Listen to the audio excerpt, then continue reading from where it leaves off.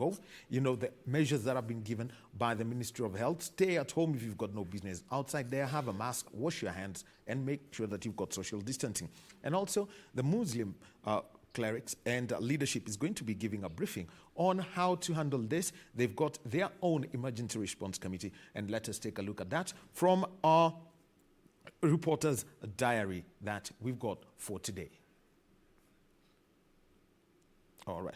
So we shall be getting more of the information that we'll be talking about as this goes on. But also remember, it's also a time when in the world of sport, not much is happening. We do not have conversations around sport, especially those to do with, people who are active in sport. Football is not being played. Rugby is not being played. Basketball. So it's basically from the world of sport, we're saying we are on a lockdown. Not much activity. But different sportsmen in different countries have got different experiences.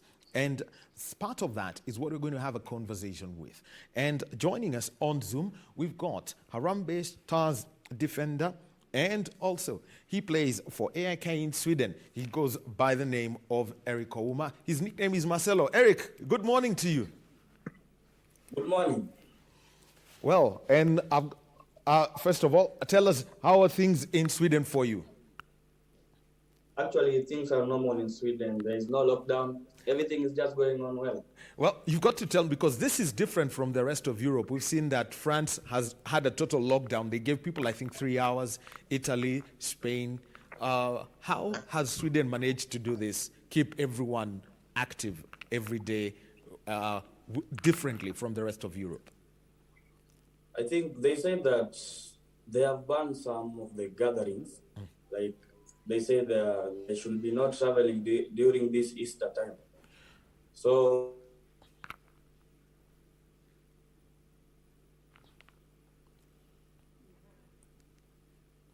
well, Eric, yes, you can continue, Eric. Yeah, they told people to be responsible. Okay. With what they are doing. Yeah. So for you, what is it that you did over this Easter weekend? This Easter weekend, most of the times I was at home. Sometimes I was training because we have 4 days off before we kick off this week on Tuesday. All right. So for you, you moved from Vasalund, which is in the lower divisions of Sweden, and now joined AIK. What was that move for you like? Because you've seen some of the pictures on social media, and it's a whole phenomenon. I think it is a good experience because it's not easy to from a lower division to a higher division here in Sweden. I think it's something that I've been working on so hard throughout the year, but at the end, it paid off. First of all, you experienced 4,000 fans to a stadium where you've got to play with 50,000. Yeah, I think it's a good experience and a motivation because it's just like the Gor Mahia fans. They are the same. Yeah, they are the same as this side because they push you, they give you that motivation to continue going on. And if you see that as a player, you don't need to step back, but to push yourself more up. Now, here you are, having joined AIK, and you've told us that AIK, you've told us that now you've got to get back to training tomorrow. How are you training? Are you training individually or as a team? As for the last week, we were training per group. Small groups. But for this week, we are going to train as a team so that we just kick off as a group, and on weekend we have a friendly match. Now, with most of the leagues having come to a close, you could tell us how has the team been keeping active and making sure that we got to do, that you stay match fit? First of all, we were in quarantine for 2 weeks, which they gave us some programs to do at home. So after those 2 weeks, we went outside to train small groups for like 2 weeks. Then again, they told us that this week we are going to start normal because they believe that everything will start be normal by next month, so that we prepare for our cup game next month. So for you, after the 2 weeks of quarantine, any testing that is being done? We've seen that in Kenya, they've tested those who are in quarantine, and now we're moving to mass testing. How are they taking care of you players? I think they told us that not to walk outside. Instead of you walking outside, you can send someone to bring for you something. So all the shopping is being done, is being delivered to your door. Yeah, being delivered to your door. And when you get back, what are some of the things that you would expect, given that it's now getting warm it's getting warmer in Sweden? I know the winter period is totally different. How are you going to getting to adapt to heavy activity with your teammates?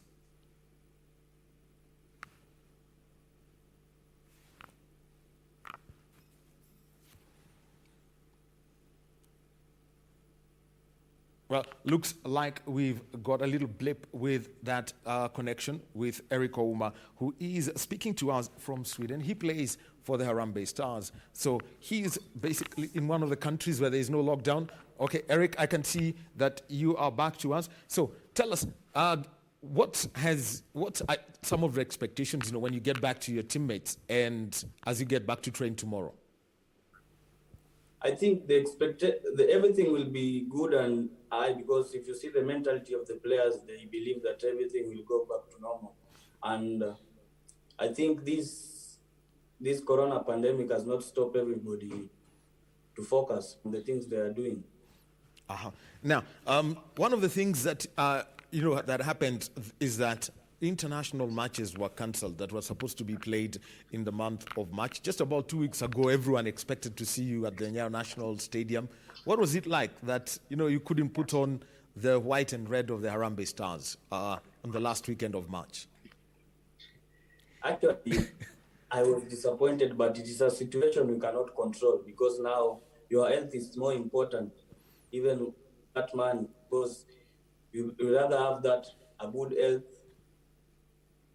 with money rather than having money with no good health.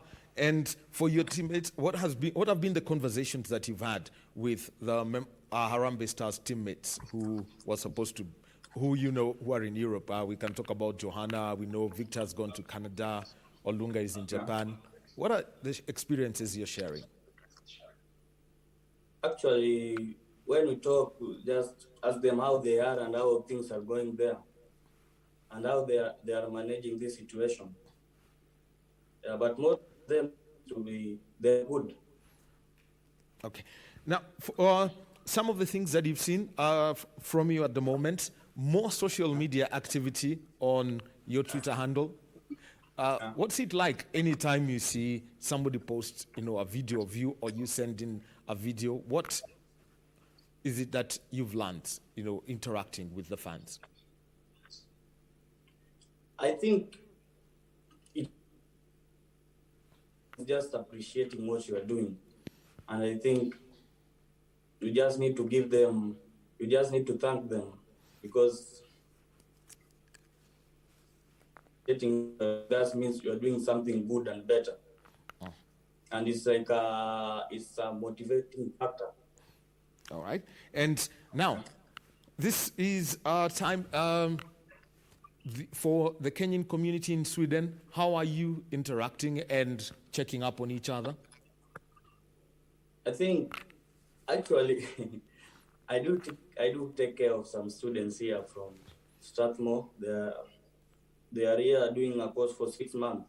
So sometimes I do socialize with them and keep them close, because I know in this time they need that care. And cultural adaptation, how are you helping them, adapt to Sweden? Because it's a whole, different culture from Kenya. Yeah, I just sometimes call them in the house. We have a chat, we cook, so that they don't get bored, because you know that in a native land you can get that culture shock.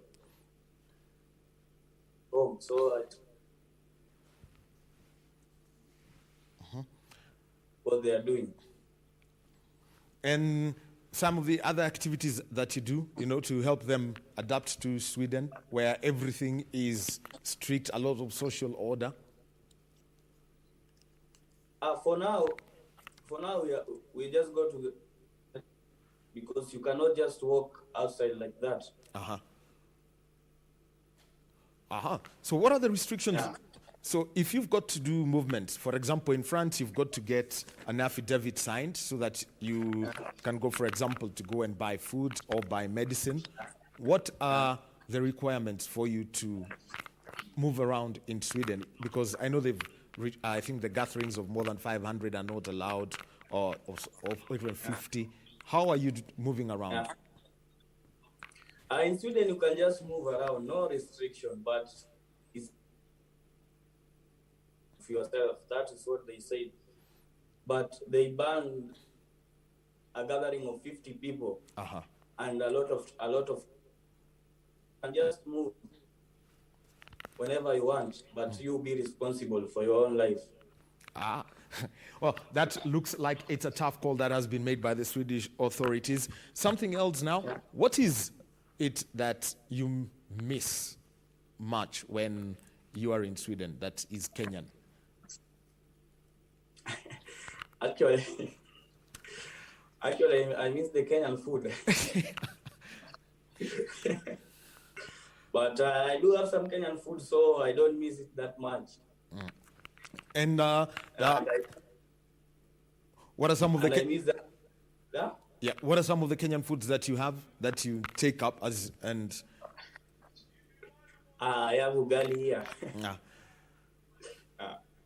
I have ugali and some omena. Okay, well, so you get that delivered to you? Yeah, they deliver to me. Okay, very well. And for you, what is it that you would like for the Kenyan people who are here and they are watching you? What is your message to them?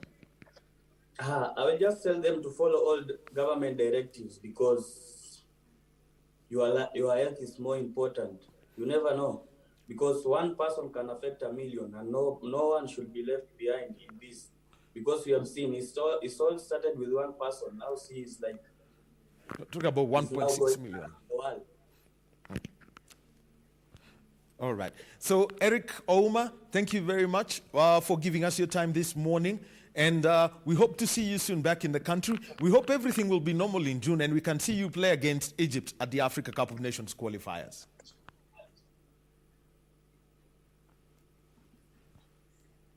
Well, that is Eric Ouma, Harambee Stars defender and plays for AIK. And it is now time for us to join our team who are out in the field. Aaron Wichuma is out there, and it's the Kenya Medical Practitioners and Dentists Unit. Let us join them now as they give us a briefing, and this is in Nairobi. In fact, many patients who are coming to hospital, and when they go back to their families, they are likely to infect their loved ones back at home, and we shall have difficulties in containing this crisis. So we want to urge the government and appeal to the government to seriously consider the welfare and the protection of the healthcare workers is key. Healthcare workers are the soldiers in this war against the invisible enemy by the name COVID-19. So we appeal that the protective equipment which we are being told is available must be made available to the healthcare workers, not being available in the media and in the public. Each and every healthcare worker who is working in a health facility must be provided with N95 mask. N95 mask is a must. They need to have full protective gear from the head. We need to have face shield for every healthcare worker who is in a hospital. We need to have cover-all gown and the boots and the gloves. We have gone to supermarkets and we have seen the attendants in supermarkets wearing face shields wearing N95 in supermarkets. You go to a hospital, you find a healthcare worker without even a simple surgical mask, like the one I'm wearing. Then you wonder where are our priorities. If the supermarkets can give their employees N95 face shield, what of the frontline workers who are exposed to infections daily? So we want to appeal, as much as the government is doing these pests, we want to urge that the government moves with speed and provide the PPEs to each and every healthcare worker who is working in a health facility.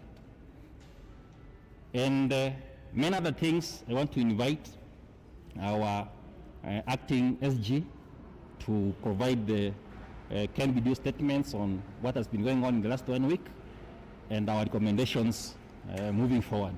Karibu Bwana SG. Good morning, everyone. Members of the Fourth Estate, we welcome you, as my chairman has said, to our weekly briefing. This is our first weekly briefing on the COVID-19 pandemic. So as the chairman has already said, one is that we do acknowledge and appreciate the efforts of the government so far in response to COVID-19. There have been several positives that have occurred over the last 1 month. And in the last week, we have seen fast tracking of employment of more personnel to combat COVID-19. And the second issue is that we've seen the ministry, the CS, declaring that health workers will be given priority in testing. We've also seen that they've declared that 10,000 PPEs were going to be available and that the manufacturing capacity at local level is going to be enhanced. So all these are positives that is good in this COVID-19 pandemic war. For us, it's a war, as we've always said, because when you're at war, you keep fighting and you need the weapons. And the weapons for us is the PPEs that are important, because that is our first layer of protection. However, we urge that there is more to be done. On employment, we have noted the advertisements from the Public Service Commission, and the numbers that are coming out from those adverts is around 316 doctors. But we'd like to urge that the requirement and the need for hiring is much higher than that. So there's need for more personnel to be hired. We have 1,000 doctors across 3 cadres: medical doctors, pharmacists, and dentists. And those adverts so far have not taken into consideration our dentists. Remember, COVID-19 areas of transmission is we call it MEN: the mouth, the eyes, and the nose. Dentists are focused and specialized more on the mouth. For those who are COVID-19 patients, for those who are coming in as suspected cases, for those who are actually coming in for normal dental procedures in the facilities. So dentists also need to be taken into consideration in this hiring. The period that has been put for the submission of applications by the doctors is 14 days. Unfortunately, and taking into consideration that this is COVID-19, it's a pandemic, we do not have that luxury of time. Because if you look at how our Kenyan curve is going, comparatively it's following very closely the Spain curve. And if we are to go by that modeling and that curve, within 14 days, our numbers will have really gone high. And taking that into consideration, it is important that these doctors be hired in the shortest time possible, because they're out of employment, 1, and 2, they need to be trained and be ready to handle COVID-19. So we are proposing that the period be reduced to 7 days for submission of applications, and after that, within 7 days, they should have been hired and trained. So within the next 2 weeks, these doctors should be ready to work, not going through a process of employment and being brought on board. We've spoken to a number of our doctors in the various facilities in Magathi, Kenyatta University Teaching Hospital, in Coast General Hospital. And remember, this is a very intense response in terms of even clinical management and the working hours. So the teams on the ground are not adequate. They're already feeling overwhelmed and fatigued as we speak. So it is important that we get these other doctors on board as soon as possible. The other issue that is quite a big issue for us is the issue of unresolved issues that we've had in terms of employment and labor relations. The first one is Kirinyaga County, where last year there was a strike, and we all know the circumstances under which that strike undertook. It was the issue of the occupational safety and health hazards in the hospitals in Kirinyaga that led to that strike. We have seen the Governor Waiguru, last week clearly stating that she will not reinstate workers in Kirinyaga, and she's waiting for workers from the national government. We'd like to appeal to her that this is not a time for battles. This is not a time for ego wars. This is not a time to be insensitive to those citizens in Kirinyaga who need reassurance that they have health workers to help them and to take care of them. So we appeal to her to rescind that decision. It is not the right decision, not at this time. Further, we actually appeal to the presidency to take control now and take intervention measures in this. And this is not just Kirinyaga, the same is also happening in Laikipia County. We cannot be talking of bringing on board more personnel and we are leaving others out of employment deliberately simply because there was an industrial action that was undertaken months ago. The other unresolved issue is we have a number of counties that are illegally withholding allowances and others' salaries. Taita Taveta County has withheld emergency call allowance and risk allowance for the doctors since November 2019. We have moved to court, but beyond moving to court, I think this is the time that they need to reinstate those allowances. Kwale County has 14 doctors who have been working for the past 10 months and are now being told to forfeit those salaries. These same doctors are currently on the front line, handling and responding to this pandemic. Those salaries of 10 months must be paid. They cannot be forfeited. They have to pay those doctors. We also would like to appeal to the courts and to the Chief Justice that the court processes of all these unresolved labor issues be fast-tracked and be concluded, because the doctors affected are frontline workers in COVID response. And we will need them in the near future, not very far. So we are making that appeal. We, in the past week, submitted a memorandum to the Senate ad hoc committee on COVID-19, in which we highlighted a number of issues. One was that the advert from the Public Service Commission on UHC staff that were being repurposed for COVID-19 did not take into consideration doctors, especially at level 3 and the primary level healthcare. It is important to note that even the staffing norms and standards of the Ministry of Health in this country recognize that doctors have a role to play in primary healthcare. And why are we saying this? It is important to note that the COVID-19 pandemic is already at community spread. That is primary healthcare level. So we need a very good skill mix of all workers at this level. So that means then we need more doctors employed. Kenyatta University Teaching and Referral Hospitals needs at least 1,000 workers and 290 doctors to work, because it is now what we can rightfully say the designated COVID-19 hospital. The other issue that is key, and this affects not just healthcare workers who are on the front line, the journalists who are here, security personnel, and our members in the private sector, in the private hospitals who are still responding to COVID-19, is that we have skimmed through the compensation mechanisms in terms of occupational diseases. The WIBA Act 2007 places the duty of compensation for an occupational disease on the employer. In the private sector, the employers take what is called a WIBA insurance. Insurance companies have already declared that they will not compensate in the situation of the pandemic. That means all these frontline workers are exposed.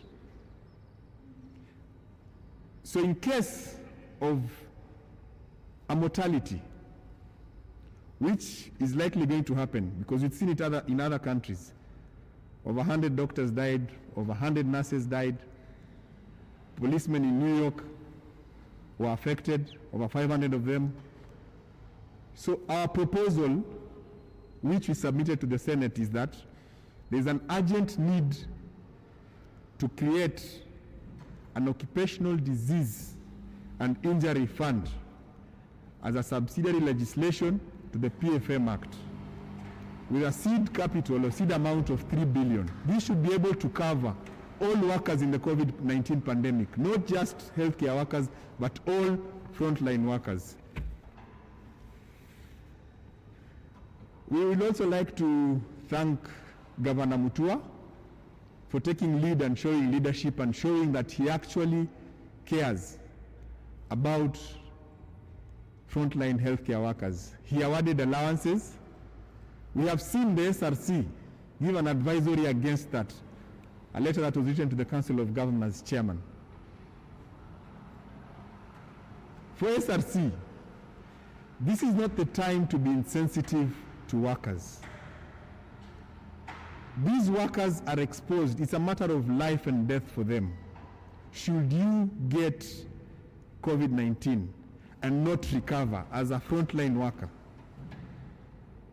there is no amount of money that will console a family that is bereaved because of COVID-19, especially in the line of duty. That said,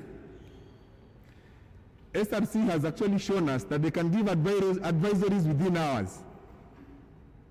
They should now give an advisory with immediate effect to pay the emergency call allowances for the doctors working at the Ministry of Health, those working in administrative and policy positions who are currently now on the front line in the quarantine facilities, and doctors working at the Kenya Medical Supplies Authority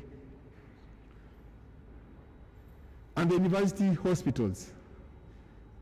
SRC should now give that advisory. They've shown us that they can do it within hours. They should now proceed and do that immediately. Compensation of workers for us is not a matter of just monies. It is just to ensure that we motivate the workers and that the workers feel that they're actually being taken care of. There's the proposal of the payment of the allowances, COVID-19 emergency risk allowance for the next 12 months. The second issue is we'd also like to propose that health workers... Secretary General of the Kenya Medical and Dentist Practitioners Union, and what they are talking about is the availability of personal protective equipment, the capacity that the country has in terms of equipment and also people.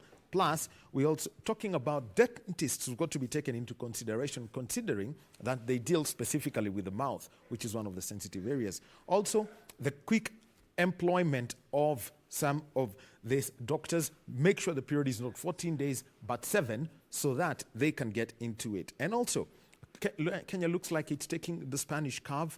Do we have the time? Are we doing enough to stop this? That is Dr. Hamisi Mwachonda, the Acting Secretary General of the Kenya Medical Practitioners and Dentists Union. Now, let's move over to the Jamia Mosque, where the Islamic leadership is giving directions on how to handle bodies of the deceased, especially those who have died due to COVID-19. This is happening at the Jamia Mosque.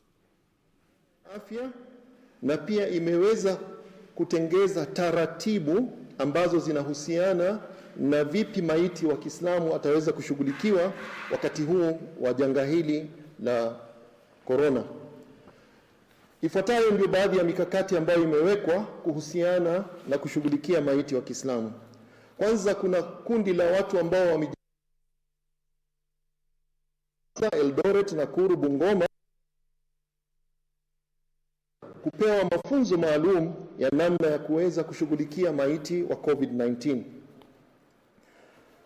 Miongoni mwa matayarisho waliopewa ni kuweza kuvaa mavazi rasmi ya kujikinga wao wenyewe wasiweza kupatwa na haya maradhi, na namna ya kushughulikia maiti tangu kuosha ile maiti na kuitayarisha na mpaka kuizika ile maiti. Na tumekubaliana sote kama Waislamu kuwa atakayekufa, Muislamu yote atakayekufa kwa sababu ya maradhi haya ya COVID-19, basi hataoshwa kama vile ilivyo desturi ya Kiislamu, kwa sababu katika maiti ya Kiislamu akifa kuna baadhi ya mambo lazima yafanyike. Maiti huoshwa, kisha huvishwa sanda, kisha baada ya hapo huswaliwa, kisha huzikwa. Kwa sababu ya dharura hii ya maradhi ya COVID, atakayekufa kwa haya maradhi, basi kule kuoshwa na kule kukafiniwa ama kufungwa ile sanda itakuwa ni tofauti, kwa sababu ya kujihifadhi na kueneza haya maradhi.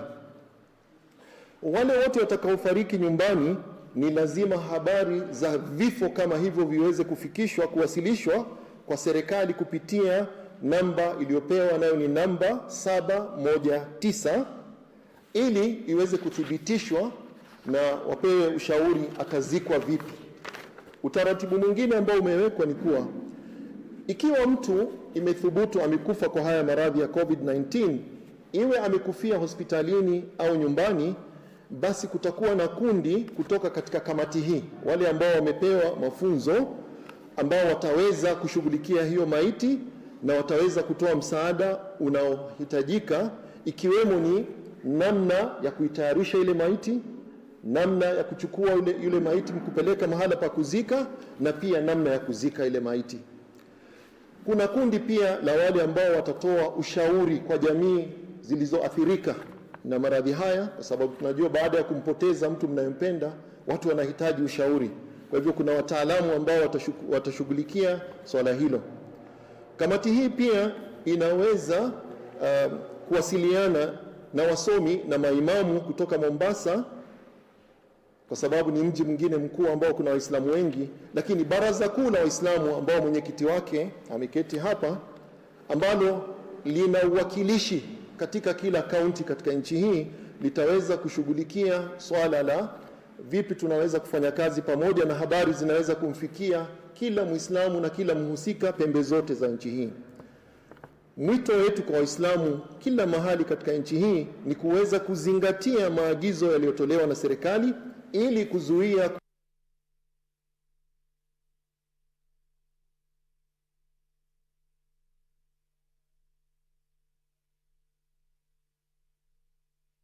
That was an address by the Islamic leadership in Kenya, and they were giving details as to how the burial of a Muslim who's died of COVID-19 should be done. They have specific ways that Muslims do it differently. The body has got to be washed. There is a way the body is supposed to be wrapped in that shroud, and there is the proper way of handling the body and the burial. So they've given that, and given that the directions by the government are that within 48 hours, any person who died of COVID-19 must be buried, then even they have got to do that. And a special committee has been identified by this Islamic leadership. They are working with the government to ensure that if that is done, and if anybody dies at home, then the authorities must be notified first before the burial is done, and for those who die in hospital is there. Plus, the one thing that they've done that every Kenyan should pick up, not just because you're Muslim, it's about counseling so that these people can overcome the shock and the trauma of losing a loved one. Counseling is an important part at this point, because not many people may do the burial ceremonies as should be.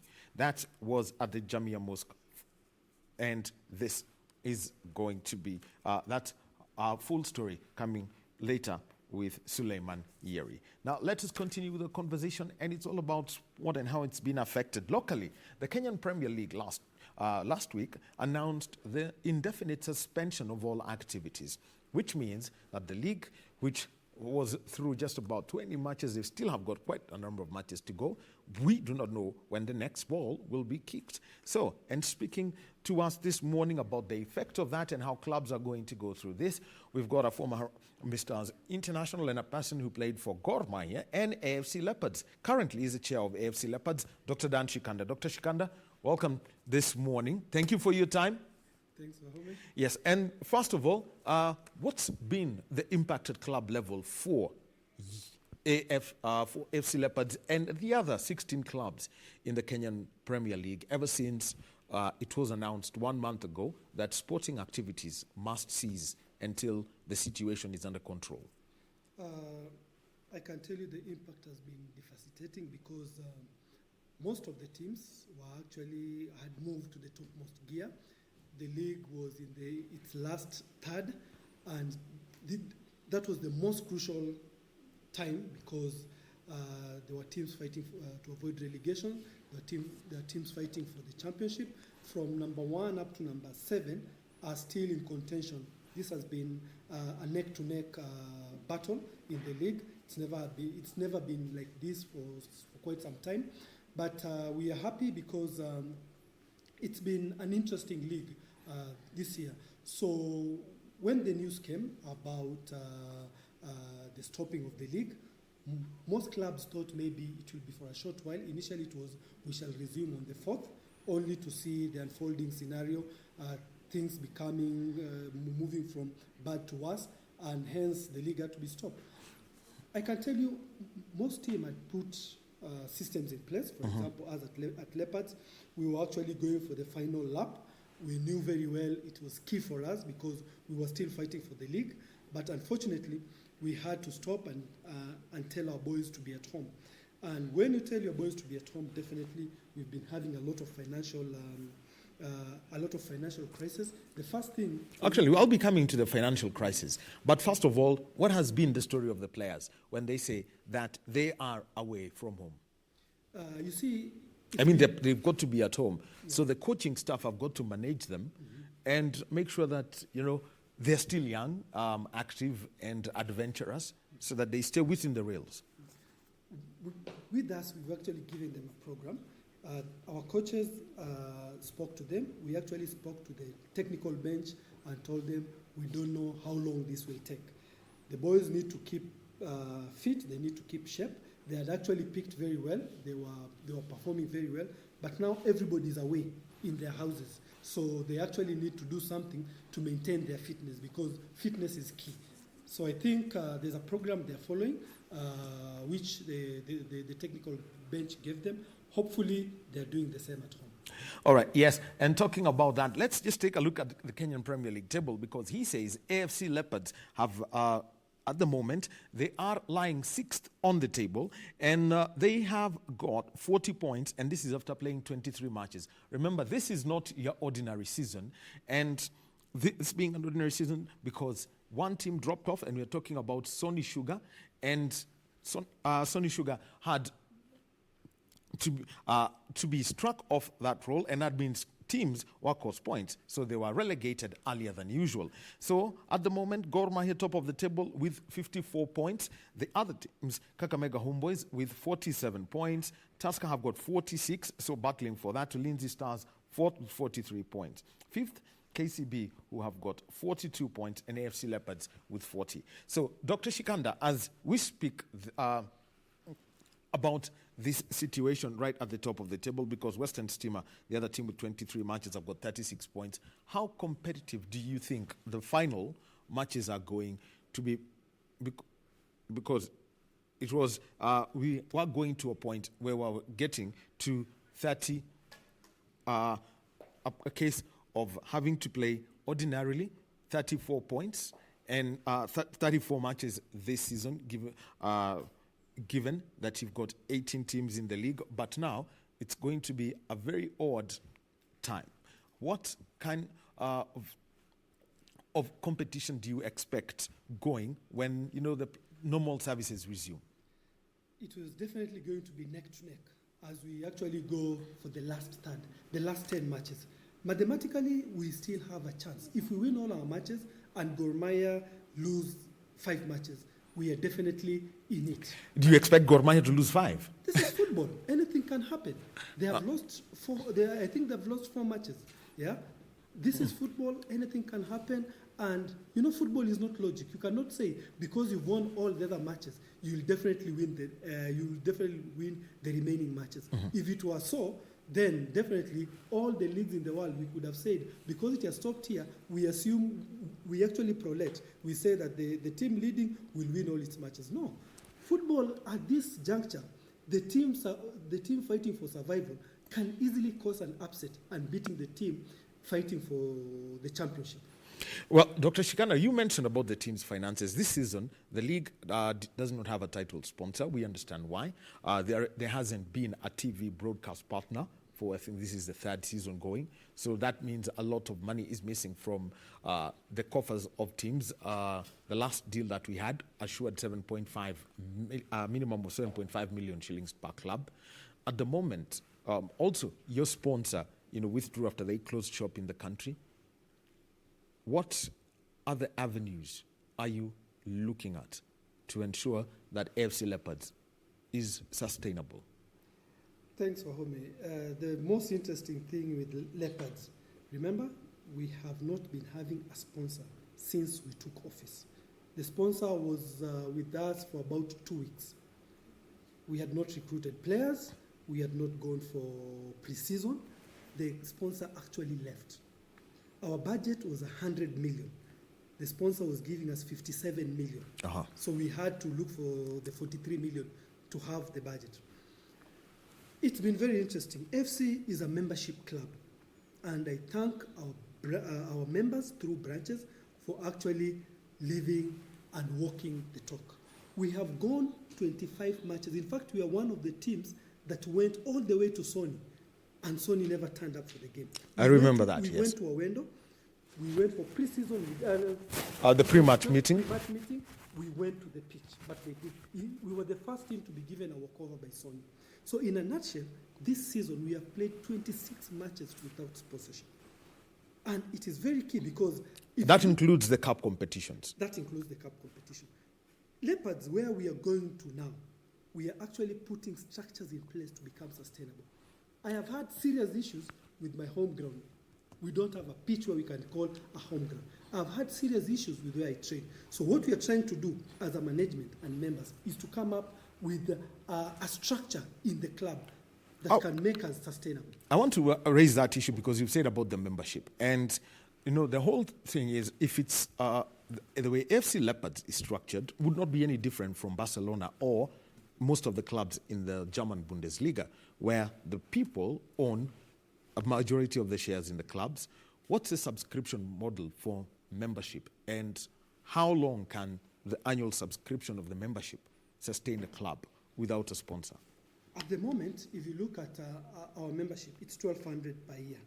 Yeah, we have about 6,000 members. But the members have gone overboard and even supported the club, even donated for the club.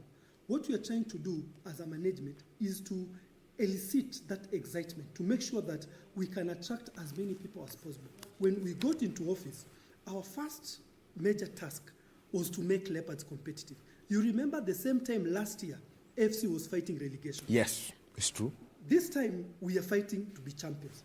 Well, you've got a big dent when we lost to Gor Mahia in the return leg, because if we could have won that match, the gap between us and Gor Mahia could have been 8 points.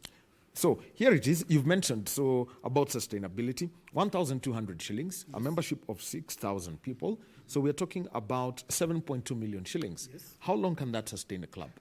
That one is for the members who have voluntarily been paying membership per year. What has happened this year? That's 7.2 million. Yeah. What has happened this year with the branches being active? By the way, we have about 25 active branches. They have actually contributed for the club to honor its away matches, which has been key. Yeah, they have actually contributed for the club to camp.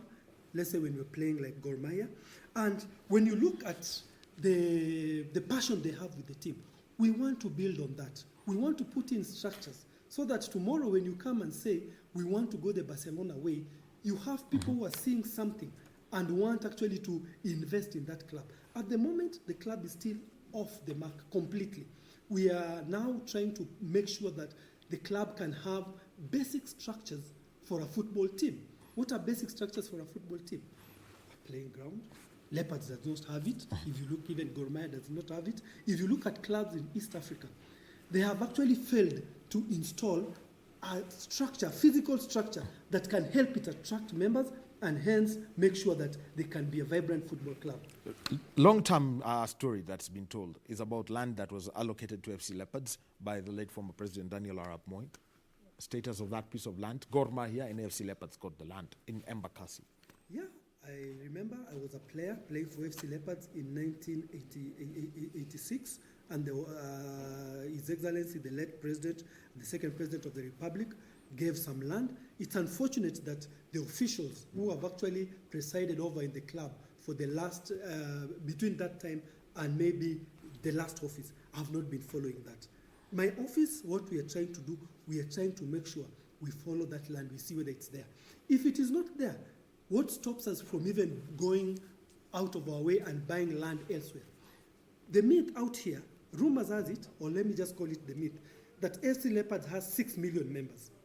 So if we have 6 million members... Why do you call it a myth? Because it's a community club. We have not translated it onto paper. I have been out here for the last 7 months looking for sponsorship. And the most, the interesting question I've been asked by most corporates, how many members do you have? At a press of a button, how many members do you have? I only can talk of about 5,000, 6,000. Yeah? But I am sure Leopards is in a position to actually have 100,000 members. If you look at Zamalek, the Zamalek model, they have about 150,000 members who pay $100 per year. Yes, I have seen the model used by Akli. It's the same one used by Zamalek. It's a model also that's used a lot in Algeria and Tunisia. In Algeria, especially in West Africa.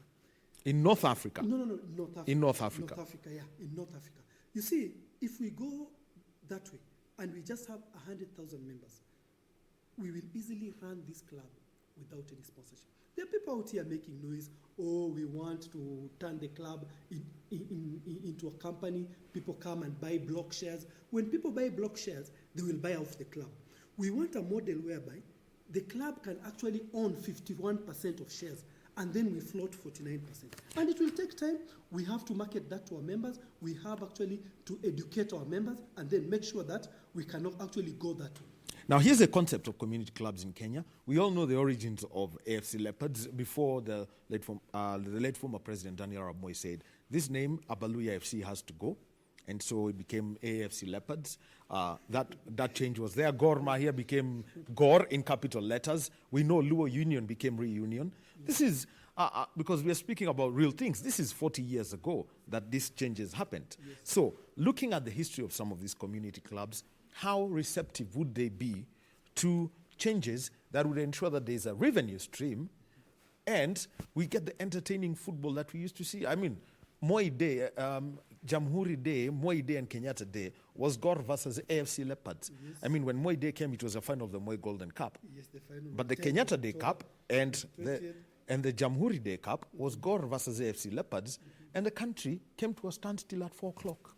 Yeah, Wahome, I think what happened in our football, we were let down by administrators, both in the federation, at Leopards and Gor Mahia, because this club, for heaven's sake, why don't we have anything? Why don't we, in fact, this club, when I walked into AFC leadership, there was nothing.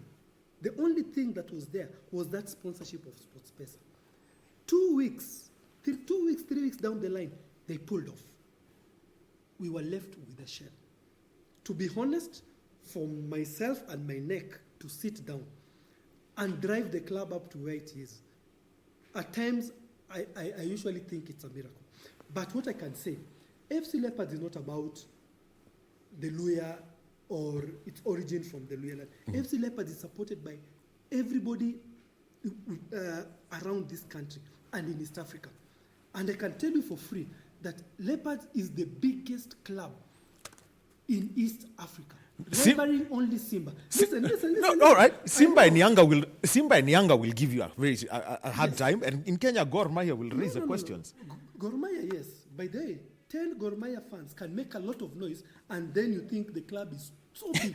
But I can assure you, Leopard is bigger, almost 2 times of Gor Mahia, or 1.5. So what we just need to do is to instill in a structure that we can actually attract everybody who will come and build this team. And the basic things first, I think my neck must look for a playing ground, first and foremost. Then we build the rest around that. Now, there's something I want you to tell us, Dr. Shikanda, and this is about the entire league system. What do we need to do to ensure that the Kenyan Premier League becomes what it was 10 years ago? 10 years ago, we were going for matches midweek at 7 p.m. and no one was afraid. What do we need to have the KPL get its groove back? KPL can only get its rhythm back and everything back. One, if we invest in players. We need to have top players in this country playing here, and we need to attract top players from around the region coming here. For example, when I walked into Leopards, we were not even attracting 100 fans because of the football we were playing.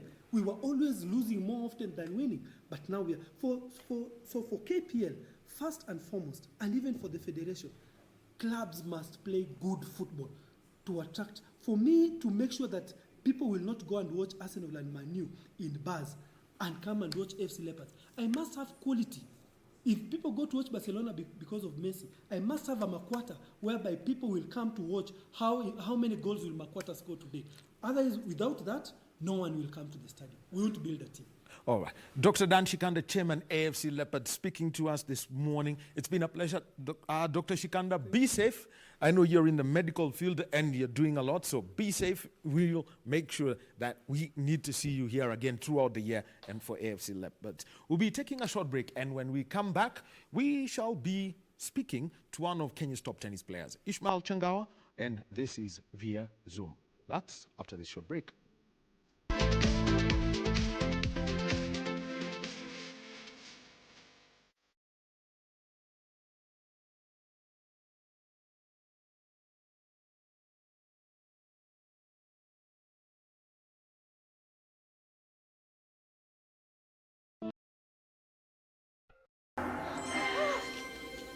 Kwa nini mnamtafuta aliye hai kati ya waliokufa? Hayuko hapa, amefufuka. Kumbukeni alivyowaambieni alipokuwa kule Galilaya.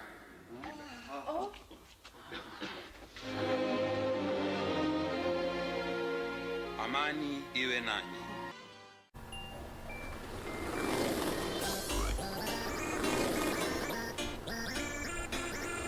Yo, remember, ukitaka kustay safe from coronavirus, lazima ufuate hizi steps. 1. Osha mikono kila time for 20 seconds, hata unaweza imba happy birthday mara 2. 2. Usishike uso, macho na mapua yako, especially kama hujaosha mikono. 3. Ukitaka kucough, utumie tissue alafu utupe kwa dustbin ama ucough kwa elbow. 4. Avoid kuenda mahali kuna watu wengi ama kusalimia mtu na kuhug mtu. In case usikie uko mgonjwa, please ambia parents wako ama guardians wako. Let's all stay safe.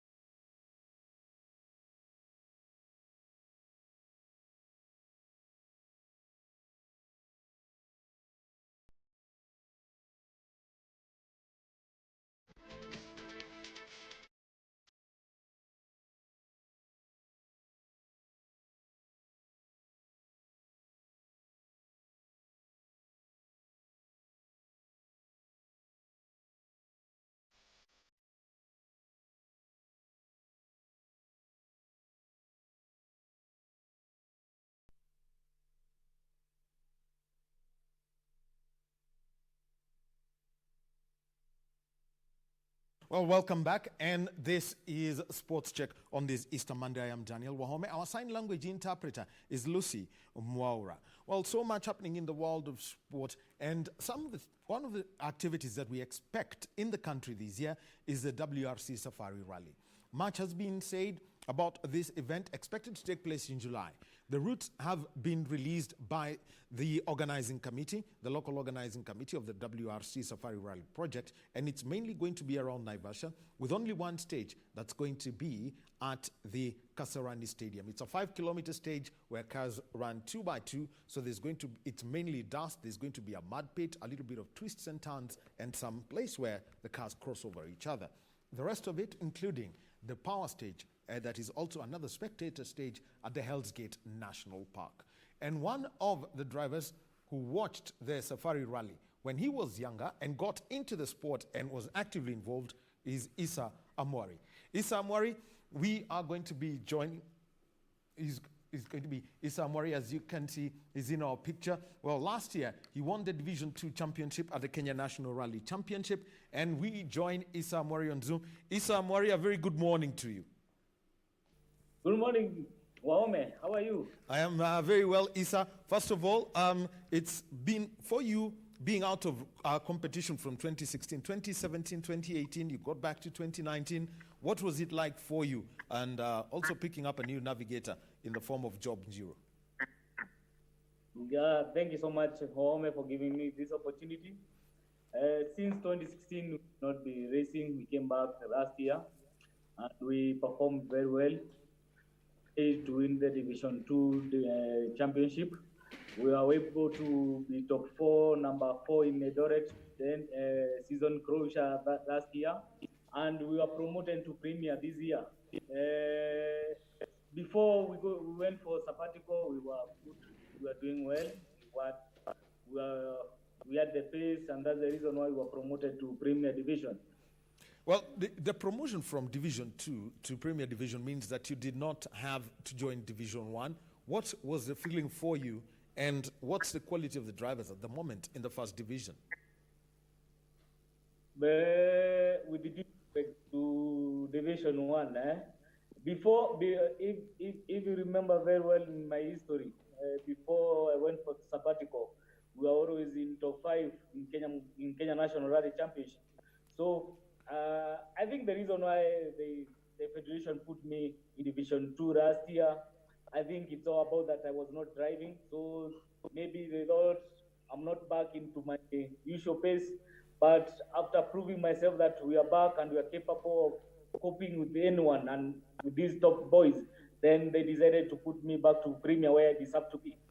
Now, at the moment, 2 rallies in. We've had the Nyahururu rally, and also we had the Guru Nanak rally, which was the season opening event. What were those 2 rallies like for you? Despite the small number of entries, we're now doing about 20. Yeah, for me, Guru Nanak has never been kind to me. We managed to finish, but we had a lot of issues. Being the season opener, we had some problem with the car, and we trying to sort them before we went to Nakuru in Nyahururu. Unfortunately, that event did not go well for us. We broke our drive shaft in the first section, but we were on pace and we were trying to push as much as we can. Now, something's happened is that a lot of sport has been locked down. For one, how would I describe this? Rallying is a sport that does not allow for so much of social distancing because of the close proximity. That is for you, the driver, and your navigator. At the moment, how are you keeping your skills sharp? Health comes first. We are doing what the government is requesting us to do. We are staying at home. We miss the sport. We are keeping fit by training daily in the house and observing the rules that government is trying to help us to go through this pandemic. And what about when it comes to driving the car? If you've got to keep your skills sharp and finding out if this car is still in good condition, how are you doing anything at the moment? the good thing is that nobody has advantage over the other one. So everybody will come out not sharp. So it's not only me who is not driving or keeping my skills. Sorry, sorry, I think my phone is going low of charge. Sorry about that. I'm saying that it's not alone me that I'm not training. So it's everybody. Nobody has advantage over the other one. And before, I believe before the next event or when we're able to rally again, we have some time to practice and come back to fitness. Now, the other thing is, for the World Rally Championship Safari Rally, it's not going to be just the ordinary rally. It's going to be a WRC event, an ARC event, and also it's going to be a round of the Kenya National Rally Championship. But the car that you drive, the Mitsubishi Evolution 10, it's an R4 specification car. It is allowed. And how much work are you going to put into your car? Because you've got to meet the WRC standards for the vehicle before you enter the rally. To start off, we are waiting for official communication about the Safari Rally. FIA and the government are communicating. Mm-hmm. There's still rumors outside there that it may or it may not happen because of this pandemic. So we are keeping our fingers crossed and hoping that it will continue. About my car is homologated and it is allowed to do FIA event. There's nothing much we will put on or change. We will just make sure the car is well prepared and it is on top notch to perform well during that event. It's 18 years wait for the country for the safari to come back to the country. And for you, I know the route has already been made. For you, the drive in the sporting fraternity, you have got the itinerary already. What do you think about the route that has been put out? We know we've got Malewa, we've got Kidong, Sleeping Warrior, there is Hell's Gate. How do you find those routes that have been set up around Naivasha? The reason why safari is unique is because of the scenery, the routes, and the toughness of the event. Safari will always be safari. You can't take safari for granted. It's one of the toughest events in the world, and that's the reason why you see all these manufacturing companies want to come, they want to come to country to rally here. About routes, safari routes are always tough, and you have to be on top notch about yourself and driving and about your car. So about safari, it will always remain safari. There's no other way out about safari. Well, last year, it's very much the same routes that were used in the safari rally last year, around the same area. What was the assessment of the routes then, around July? And the date expected also for this event is also July. How did you find the conditions? I think it's only 2 stages, 3 that we did that they are included in this time, this year's safari. Safari routes are always tough. We went through them like Kidong was. It was a killer stage. A lot of people, including me, we had a lot of problems going through it. So we are expecting the same results. Safari, it always bites the big boys and it bites the cars and the drivers. So we have to maintain our physique, we have to maintain our cars, be able to get to the end of the event. All right. Isa Mwari, final word from you this morning to your fans and to the people of Kenya. To my fans, keep safe, health come first. We must observe what the direction that government is giving us. Always wash your hands, put on a mask, and be safe. And for the government of Kenya, we want to say thank you for making sure that the safari is back. And we appreciate the effort the president has put to get this event back into our country. We say thank you and God bless you. All right. Isa Mwari, he's a rally driver, and he also won the Division 2 championship of the Kenya National Rally Championship last year, and now he is moving on to the Premier Division. Well, Well, we will be joining Francis Mutuku, who is the Acting Secretary General of the National Olympic Committee of Kenya. Well, you can, right in a short while, Francis Mutuku is going to be telling us, because we've seen some changes when it comes to the Olympic Games and what is happening. And so joining us right now, Francis Mutuku, the Acting Secretary General, National Olympic Committee of Kenya. Good morning, SG. I am very well, and I can see that you've picked a very scenic background. It makes me want to have a cup of tea. This is the only way to be outdoors without breaking the rule of travel. Just have the picture behind. All right. So first of all, I know this. Let's get straight to this. Is that the International Olympic Committee, after a lot of conversations after Australia and Canada said that they would not be participating in the games if they took place this year, the games were taken, were pushed back by an entire year, around the same window if you are just to look at the calendars. What was the first reaction from the National Olympic Committees and from the Summer Olympic International Federations? From the National Olympic Committee point of view, we are very, very grateful. Until the date when they announced the postponement, there was a lot of confusion. A lot of athletes were wondering, do we keep training or do we stop? In terms of our arrangements, we were required to make bookings for travel, bookings for accommodation, and the question was, how do we go about it?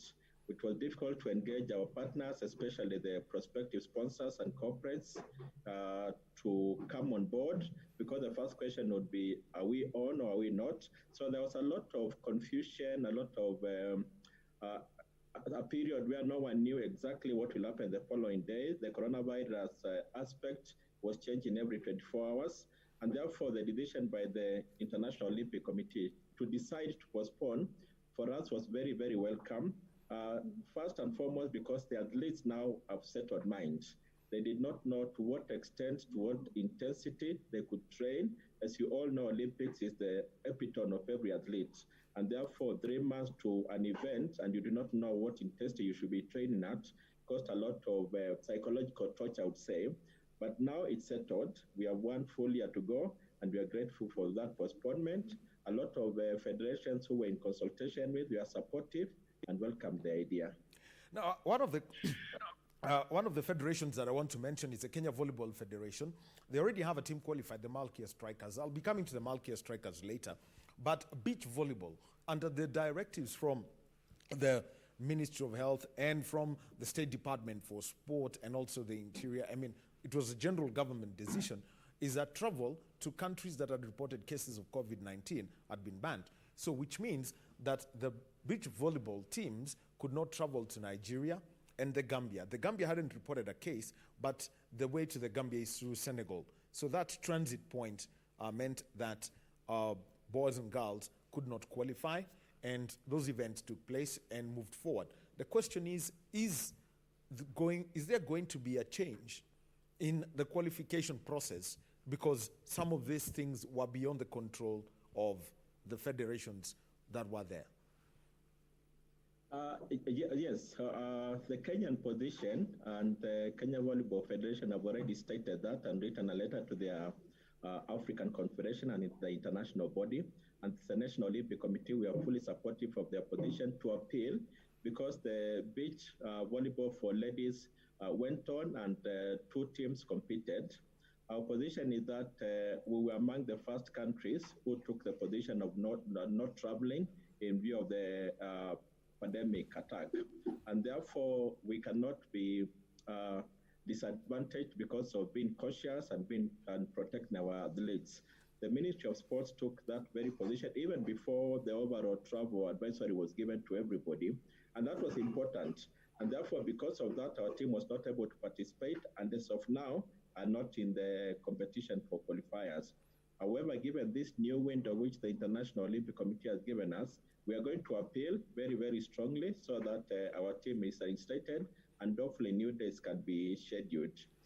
For the men, it was a different matter, because now it was, again, a very close call, and our appeal will still be the same. to all the international bodies and, if need be, to the International Olympic Committee for those days to be changed and for Kenyan teams to be given another chance.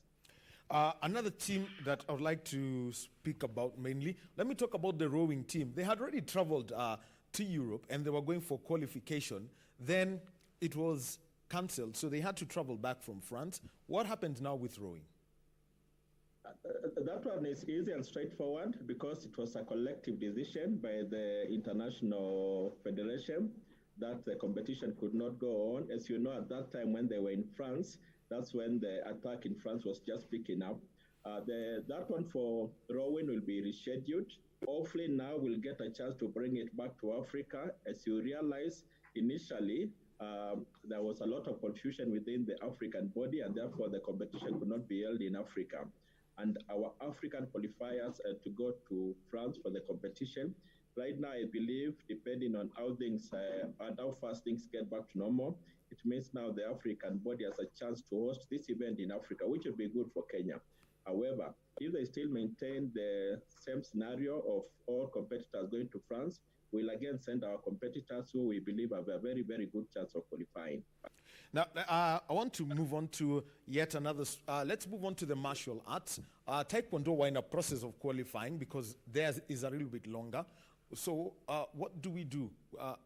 Actually, not Taekwondo, but rather judo, because they had to go through a series of qualifiers. So how will you handle the judo qualification process now? For judo, again, we are lucky because what our athletes missed out was based on a decision by the African body and the International Judo Federation. It means now all this competition will be rescheduled.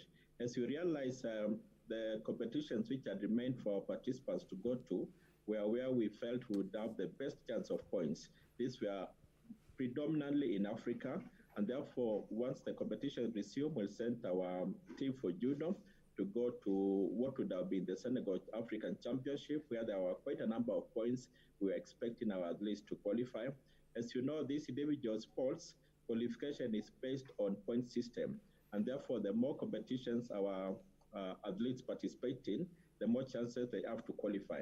And therefore, immediately they give us the new schedule, which hopefully will be probably from January 2021. Then we'll plan for all our athletes to go and participate. And there again, we have a very, very good expectation that they'll be able to go and get at least one to qualify. In terms of the other martial arts, this is karate. The competition, which was scheduled to be in France, was again cancelled, and we are hoping that with a new scheduling, we'll again get a chance to send. The one which was complete among the martial arts was Taekwondo, where we were very, very fortunate and proud that one of our athletes by faith qualified. There was no international second chance for Taekwondo, and therefore, as far as Taekwondo is concerned, now we only have one athlete who probably now is our focus would be to effectively prepare so she can participate in the Olympics next year very, very well. Sport shooting, we probably had the chance for one position after the Munich qualifiers. Yes, and we are still very, very hopeful. In terms of sport shooting, we have two levels in which we are aiming for participation. The first one is the competition, which will be rescheduled. And the second one, we are also applied for a universality, which a lot of people understand to be the wild card. This is because the number of sports shooting participants from Africa are very few. And we have put a case that it would be good that we have more participants from Africa. And I believe that an affirmative action from the shooting fraternity would be extremely good to give as many sports shooting participants as possible from Kenya to participate. We have one who has been under the IOC scholarship program, and that's the one we'll be pushing for to get universality to be able to participate. However, this decision can only be given probably next year around February or March. Now, the other federation that is currently going through a transition, it's under an interim management committee, but already the communication looks positive, is that things could be going, is swimming, and this is one of the top two Olympic sports, the other one being athletics. So Kenya has the wild card for one man and one woman. What's the position with this, and what are FINA saying, given that they had given the directive that Kenyans cannot participate in international competitions while Kenya was suspended? I guess Kenya Swimming Federation is one of the federations in the country which is very, very lucky to experience the postponement, because this gives them a lot of time to do what they had been told by FINA, which is basically to conduct their elections. I believe they had already finalized on their constitution, and now what was required was to have elections from the branch all the way to the national level. Obviously, with the latest tribunal ruling on FKF in terms of branches, that gives them even more advantage, because they can proceed with the clubs if that decision is not reversed. But our expectation, and we are hopeful that this time, and I guess it's for all federations, this time when there are no active sports, is the best time to activate all administrative matters, is the time to get all administrative matters right, because there is no pressure for time, there is no pressure for sports. And we hope that the Kenya Swimming Federation will take this advantage to complete what is required from FINA, so that by the time we resume, then our swimmers, who will be told who will be the top at that point, will be selected and can go and participate. The National Olympic Committee position has always been that there is no single athlete who should be disadvantaged because of administrative matters. We want to shield all our athletes from any administrative matters which are not complete or which are in the process. And we've said in the past that even as the administrative matters continue, our position will be that the athletes still participate in the Olympics. Now, I also want to now move on to athletics. Last week, World Athletics, gave an announcement that has basically made the period between April, the 8 months, April through to November, basically a blank period. So even if competitions resume, the entry standards for the Olympics, the times or marks posted during that time will not count. So it's anything from last year, January, until the 5th of April, and after that, the 5th of December. So in conversation with Athletics Kenya, what's the direction that's going to be taken at this point? Because even the marathons that may take place in September, October, November, I mean, those marks will not count towards qualification. One of the things is that we must appreciate the position taken by the World Athletics, because what it does, it gives a very definite period and a definite start. This is good to the athletes because they do not wonder, will it resume in August, September? There's a lot of confusion, especially amongst other federations, where the direction is not as clear as the one for World Athletics. But World Athletics are saying that resumption is 1st of December, which means that the athletes, as they plan, they know the period when they can be able to participate in the competitions. They have no confusion whether they should participate in any competitions before then, and they are very clear in terms of planning. I think this decision was made in appreciation that athletes need time to prepare. Even after normalcy resumes, we know a lot of athletes will need a lot of time to start training, to start competing even at the local levels before they pick up. For athletics, especially for the middle to long distance runners, they need time to be able to get back to their top level and to be able to compete. And this window is extremely good. From the Kenyan perspective, it means that we just have to relook at our national calendar and adjust it accordingly, so that the events where we hope our athletes can be able to attend points can be way after 1st of December. And therefore, if there's anything which can be scheduled between now and that in November, it will be more or less to give our athletes practice. Remember, a lot of these athletes also need to travel. We do not know after the attack how long it will be before the world opens up to travel. And therefore, the longer the period for people to prepare, the better for all the athletes. But more importantly, and which I appreciate, is that it gives a very certain period to work with for the athletes. And finally, Francis Mutuku, the Acting Secretary General of the National Olympic Committee of Kenya, finally, tell us, for the teams that have qualified and the athletes who have qualified, we've got 2 in boxing, we've got the Malkia strikers, we also have got the 2 Kenya Sevens teams. Francis, can you tell us what you're going to do now to ensure that they are in the right condition for competition? One of the things is that our prayers and our hopes is that this attack within the world, not just in Kenya, but in the world, will not last too long. And therefore, the shorter it lasts, the longer period we are given. For the first time as a country, we'll have teams and athletes who will be ready for athletics over 1 year in advance. This is very, very good. So what we are going to do as the National Olympic Committee is to take advantage of this period, work with the federations, work with the team managers to see how effectively, how well prepared we can make them so that when they go for the Olympics, we can say at least for one time, this will be the best prepared team to the Olympics. Why? Because we have a lot of time to do that. We have a lot of time to look at the schedule between when we were to start from August all the way to June. We have a lot of time to work with the Ministry of Sports to send them for competitions, to send them for experience, for exposure, so that by the time 23rd July reaches next year, then the Kenyan team, which will be marching to the stadium, will be the best prepared ever. All right. Thank you very much, Francis Mutuku, the Acting Secretary General of the National Olympic Committee of Kenya, joining us online. And that was a Zoom interview speaking to us from Nairobi. And this is about the preparations for Kenya's team to the Olympics. The Olympics have been switched by 1 full year and will now take place from the 23rd of July to the 8th of August. We will be joined now by one of Kenya's top tennis players. He represented the country at the Davis Cup Division 2 qualifiers. We're speaking about Ishmael Changawa. And Ishmael Changawa, very good morning to you. Good morning.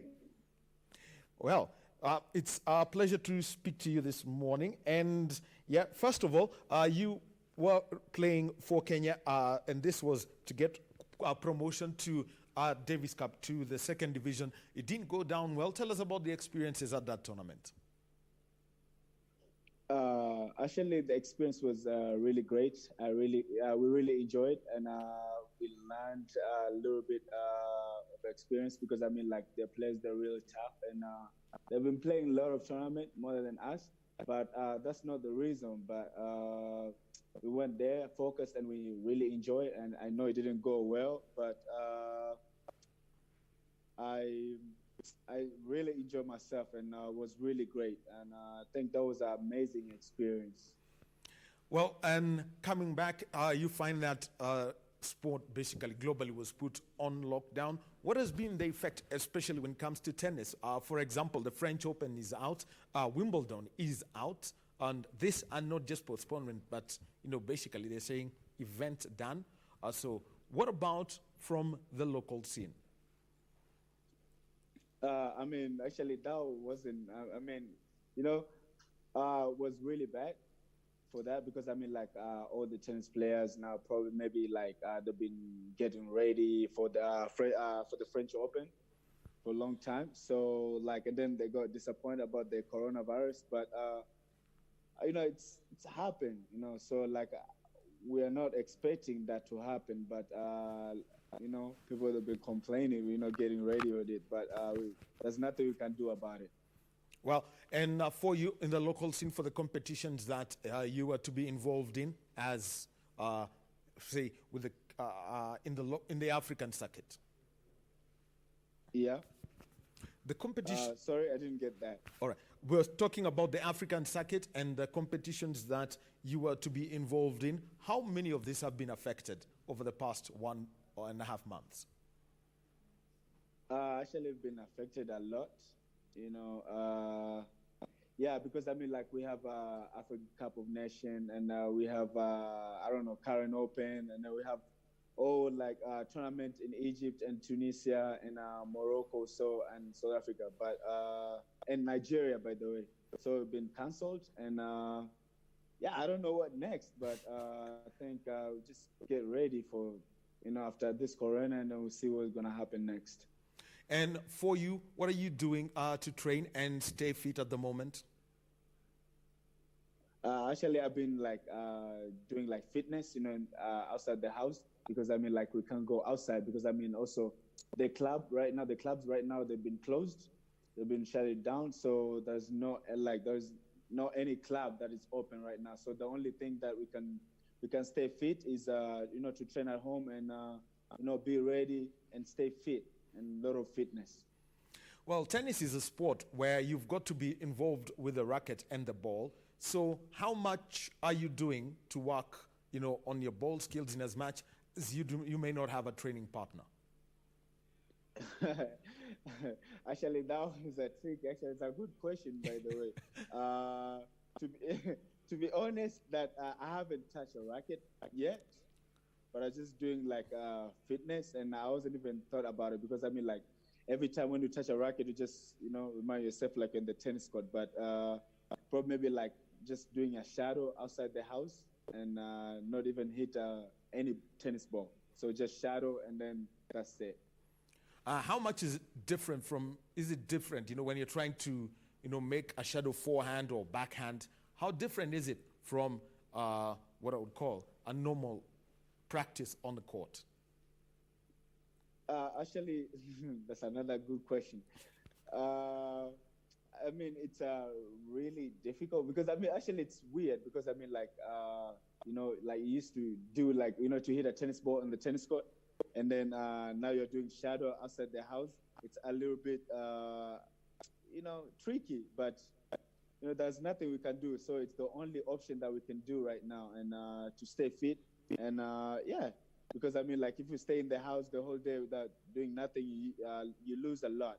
Plus also your fitness is going to be, a little bit bad. So the only way that you just keep fit is just to train outside the house and a lot of running. Now, once this is over, because we believe this will be over and things will go back to normal, we're seeing that in Germany things are going back to normal. China, where this was first reported, things are going back to normal. What are the things that tennis will you in the tennis family will be getting back to? Yeah. Because you've mentioned you're staying fit. What are the things that you'll be getting back to fast? I don't know because right now a lot of tournaments have been cancelled, so you don't know which tournament is next. But probably maybe when we things get over, get done with it. So probably maybe we can go back and train and start it off again, start from the scratch. Yeah. All right. Now there's another side of you that not many people know about, is that you dabble in music. So how's this going on right now?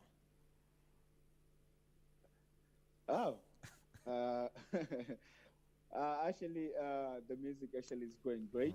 I've been doing a lot of projects actually. I have my two albums actually, by the way. And this year actually I was focusing about tennis first and then music after. But you see now this one give me a lot of time to go make music and do video. But I haven't do music video yet because I'm scared to go outside. You don't know what's gonna happen because also I'm scared to get in gathering a lot of people place. So it's going to be tricky. And then also right now the studio they've been shutting down. And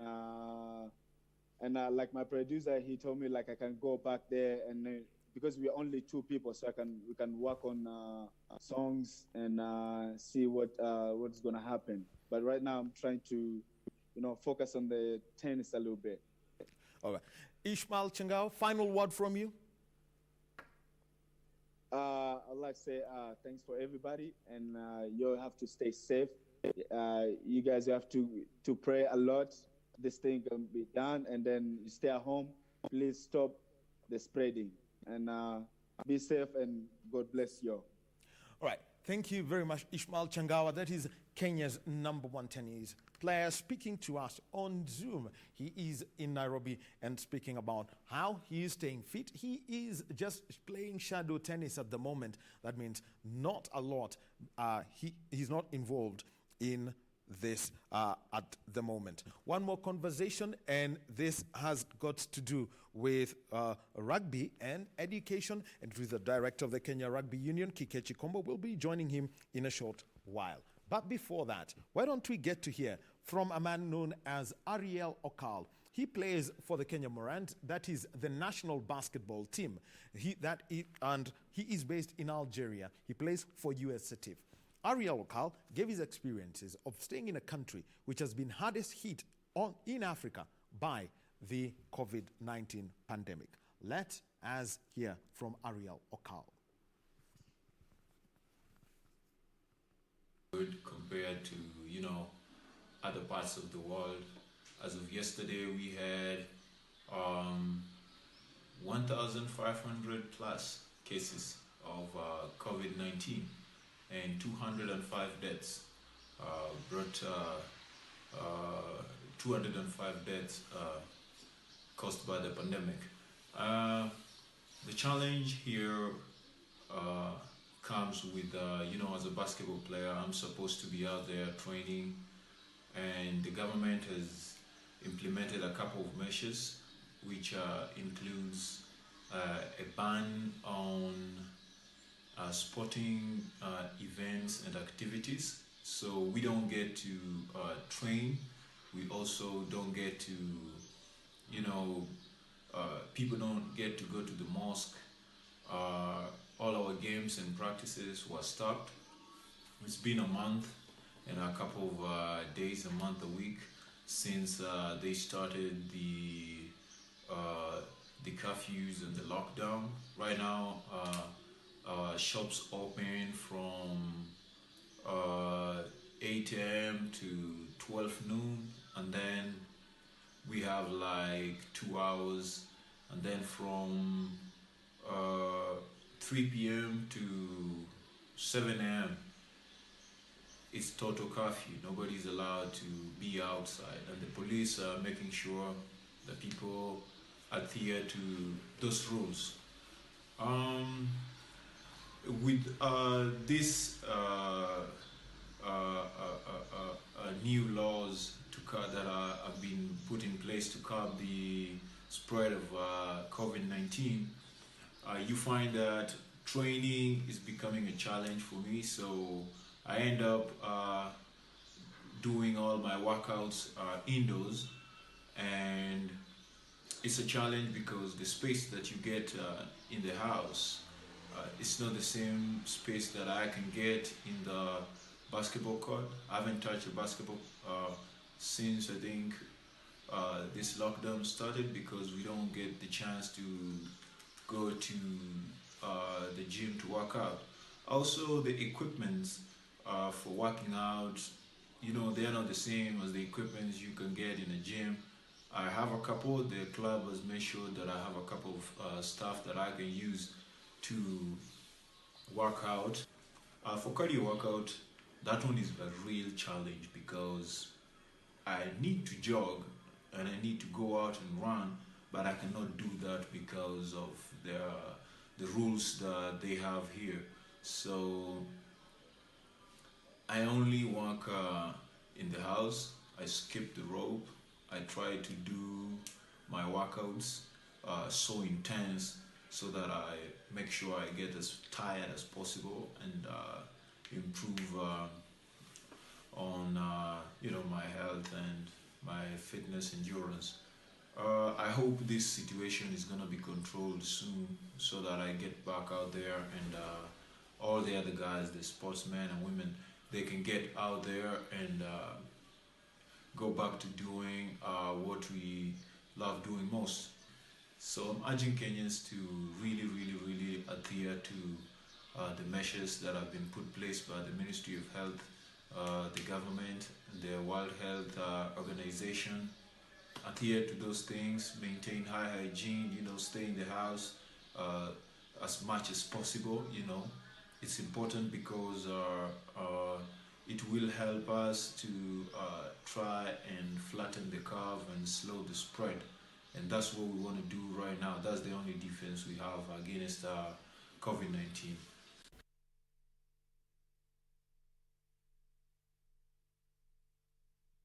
Is Kenya Morant's power forward Ariel Okal, and he is based in Algeria, plays for US Setif, and gives his experiences of playing there. And what about in the local scene? One man who plays for Kibera All Stars in the National Super League gave his experiences to KBC Channel 1 Sport. We are speaking about William Oricho, and let us hear the story of William Oricho about training when there is no activity in sport at the moment.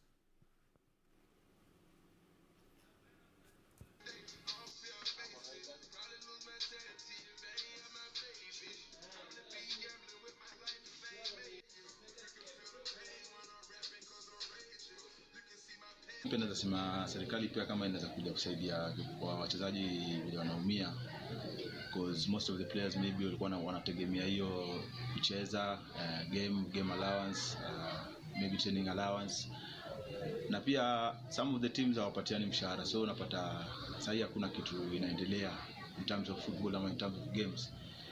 Unapata imeaffect watu wengi sana, not only us here in Kenya but hata pia world mzima tumeaffectika.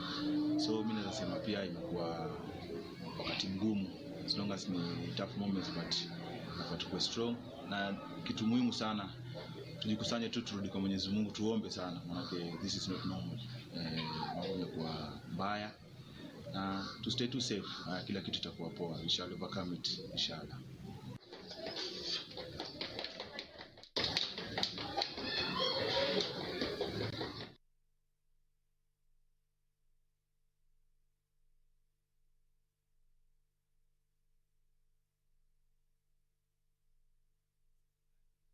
All-Stars midfielder William Oricho speaking to us about his experiences about training there. Well, last week, the Cabinet Secretary for Health, the Honorable Mutahi Kagwe, made an announcement and directed that all golf clubs be closed and all clubhouses also be closed. And what was the effect is that if golfers have got to go there, then they've got to caddy for themselves. No caddies allowed at the golf courses, so you've got to play alone. And the captain of the Professional Golf Association of Kenya, Shege John Wangai, is one of those who's been affected, which means he's got to play alone. And also at his club, what they've done is at the cup, they put a ring around, every hole so that you don't put your hands inside it. Well, let us see Shege John Wangai as he goes through his paces at the Sigona Golf Club. Since the emergency of COVID-19, most professional golfers are practicing in their respective home clubs. This practice involves intense training at the practice range and also at the golf course. And as you are all aware, the Ministry of Health issued a declaration that all golf clubs must be closed, but it allowed players that they can walk. And this is what we are doing at the moment. We've said it's always good to keep our game up there. So we are just practicing intense training at the range and also playing at the golf course. What we are looking at is when this pandemic is over, we don't want to be that we have rusted. And we are looking forward that the second part of the year will be a better year and our game will still be up there. So all of us are out there. We are trying. We are trying to practice. We are trying to keep up the game. And hopefully by the end of this pandemic, we'll be back to our events and life is going as normal.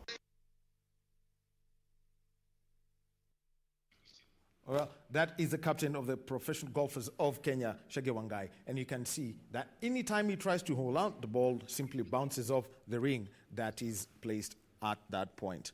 Well, and one more conversation, and this has got to do with this full contact sport and one that everybody loves. We're speaking about rugby.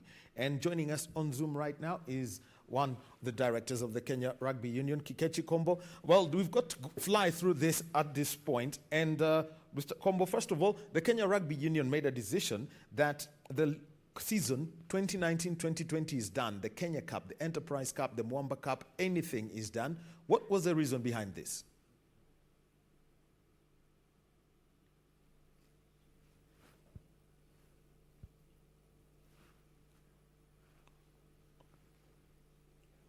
Looks like the connection with Kikechi Kombo is not clear. Well, Mr. Kombo, you could tell us about, the decision to cancel the 2019-2020 season, the explanation behind it.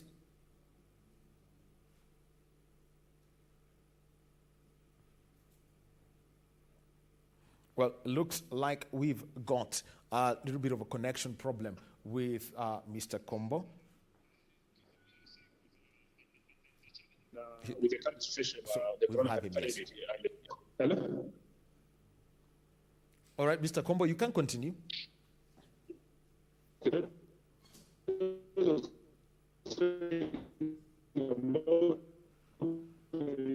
the issue has been learned now. In fact, that the way the league has been structured.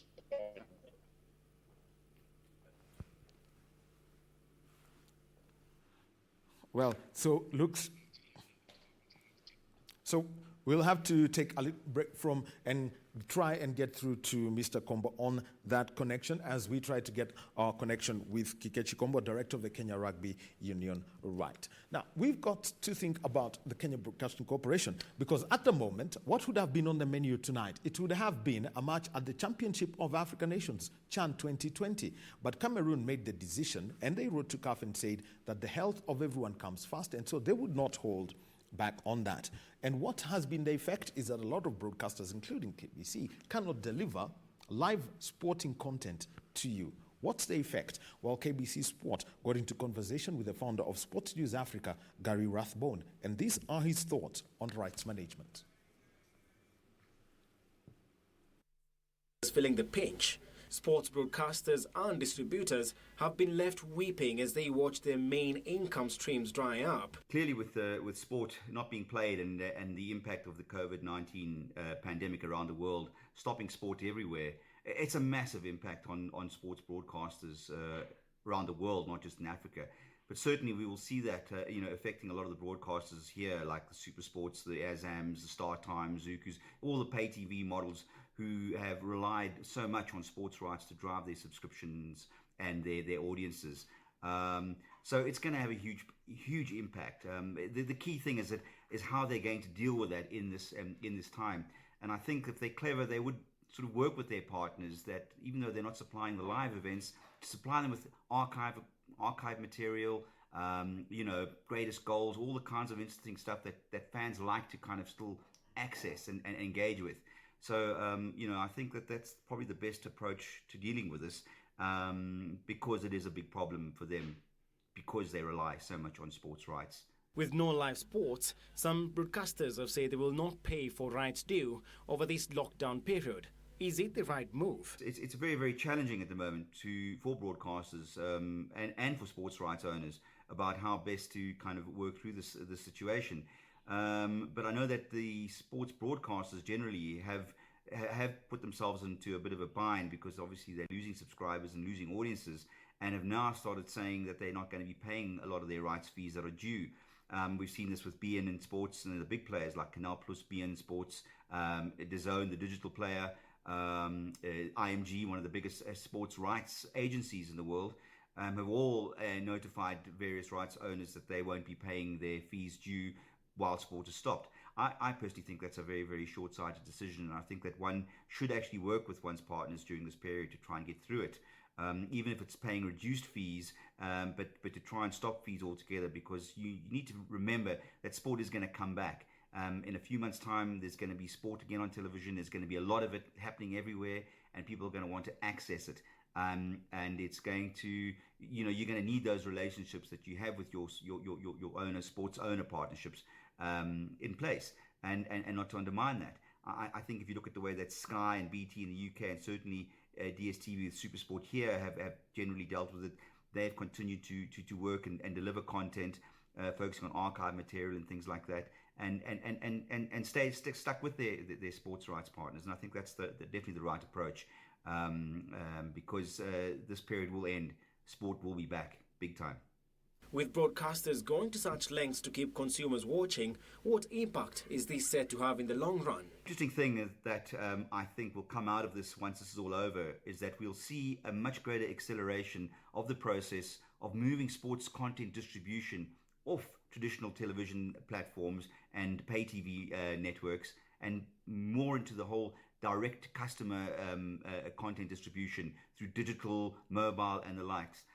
You've probably heard about the English Premier League already announcing that they are going to take a Premflix style approach to their rights going forward, where people will be able to sign up and watch the rights stream through their mobile or through their TV, like you would get Netflix movies, basically.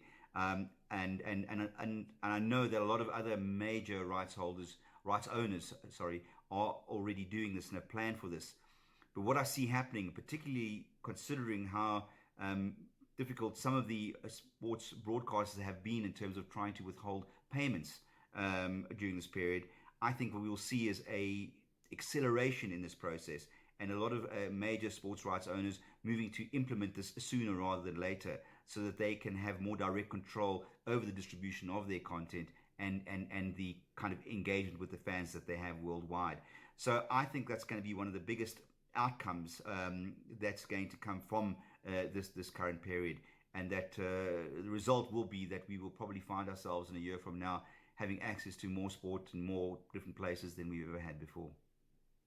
All in all, sports fans around the world are desperately waiting to see when leagues globally will resume, perhaps gaining some hope from a number of Bundesliga sides in Germany who have resumed training targeting an early May return. Munga's report with Gary Rathbun about the impact on TV rights. Well, that is it this morning for Sports Check. I'm Daniel Wahome, and I'm leaving you in the good hands of my colleague Timothy Kipnusu on our Swahili magazine, Tam Rini. Our sign language interpreter has been Lucy Mwaura. Have a good afternoon.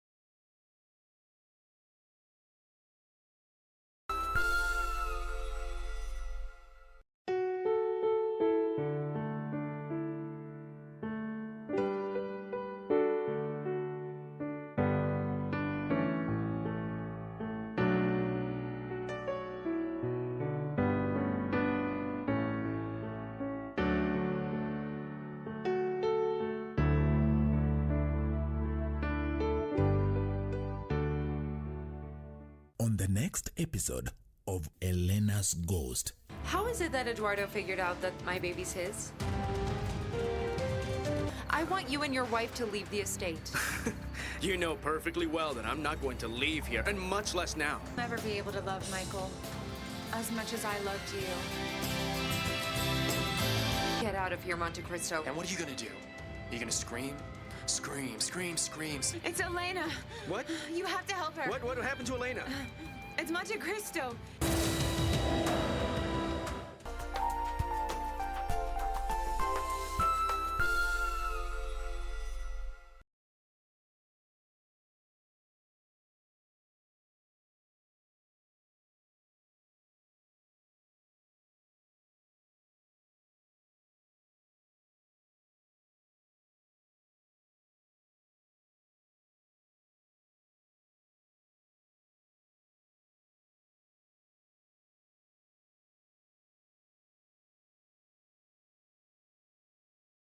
On the next episode of Elena's Ghost.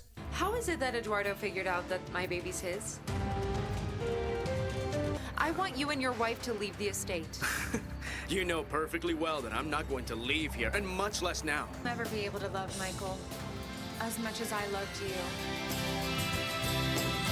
Get out of here, Monte Cristo. And what are you gonna do? Are you gonna scream? Scream, scream, scream. It's Elena. What? You have to help her. What happened to Elena? It's Monte Cristo. Kwa nini mnamtafuta aliye hai kati ya waliokufa? Hayuko hapa, amefufuka. Kumbukeni alivyowaambieni alipokuwa kule Galilaya.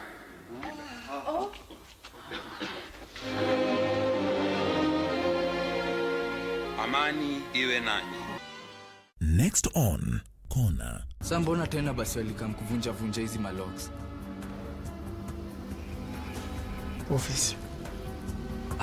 What's wrong? There's been a break-in at the gym. You both seem to know something I don't. You seem to think I had something to do with this.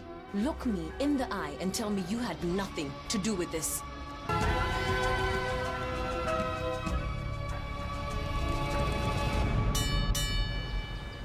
This Monday on KBC Channel 1. Look me in the eye and tell me you had nothing to do with this.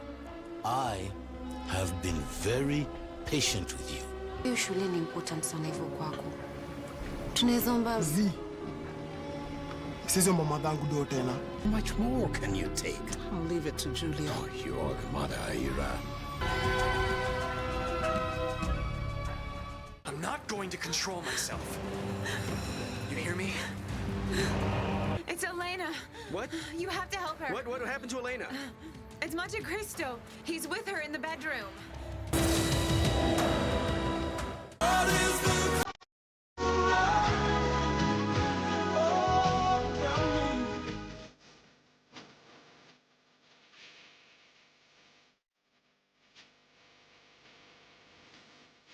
Tonight on KBC Channel 1. Every Monday evening, we take you back where the action happened.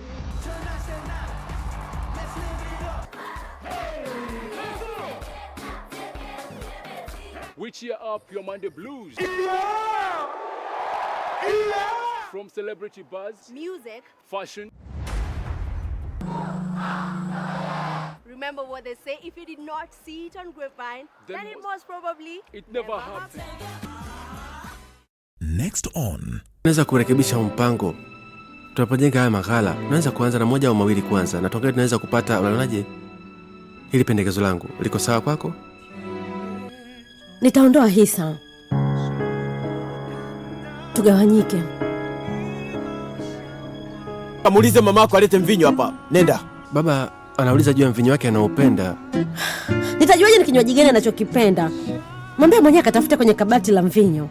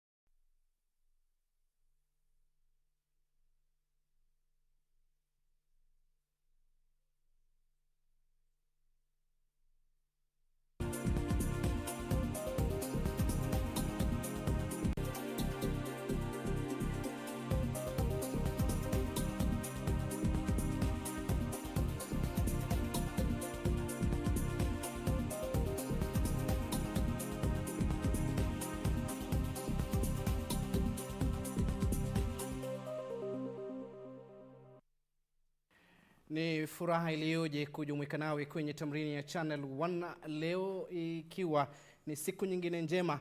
Tutakutana kuzungumzia masuala ambayo inaitikisa taifa hili siku ya Jumatatu tarehe 13 mwezi wa Aprili mwaka 2020, wakati ambapo mihemuko za hisia zinaendelea kuibuliwa kwenye mitandao ya kijamii na vyombo vya habari kuhusiana na matukio ya hivi majuzi kuhusu gonjwa hatari la corona, mtazamaji. Na hii leo basi tutakuwa tunazamia kuhusiana na athari za corona kwa makanisa, ikizingatiwa kwamba viongozi wa makanisa au waumini wote katika ulimwengu wamekuwa wakiadhimisha Pasaka wakiwa majumbani mwao kutokana na agizo lililotolewa na serikali. Tutakuwa napiga gumzo na katibu wa kanisa la SDA hapa katika jiji la Nairobi, Jeremy Marambi, mtazamaji, tukiangazia masuala hayo. Lakini kama ilivyo ada, kwanza tuangazie shajara.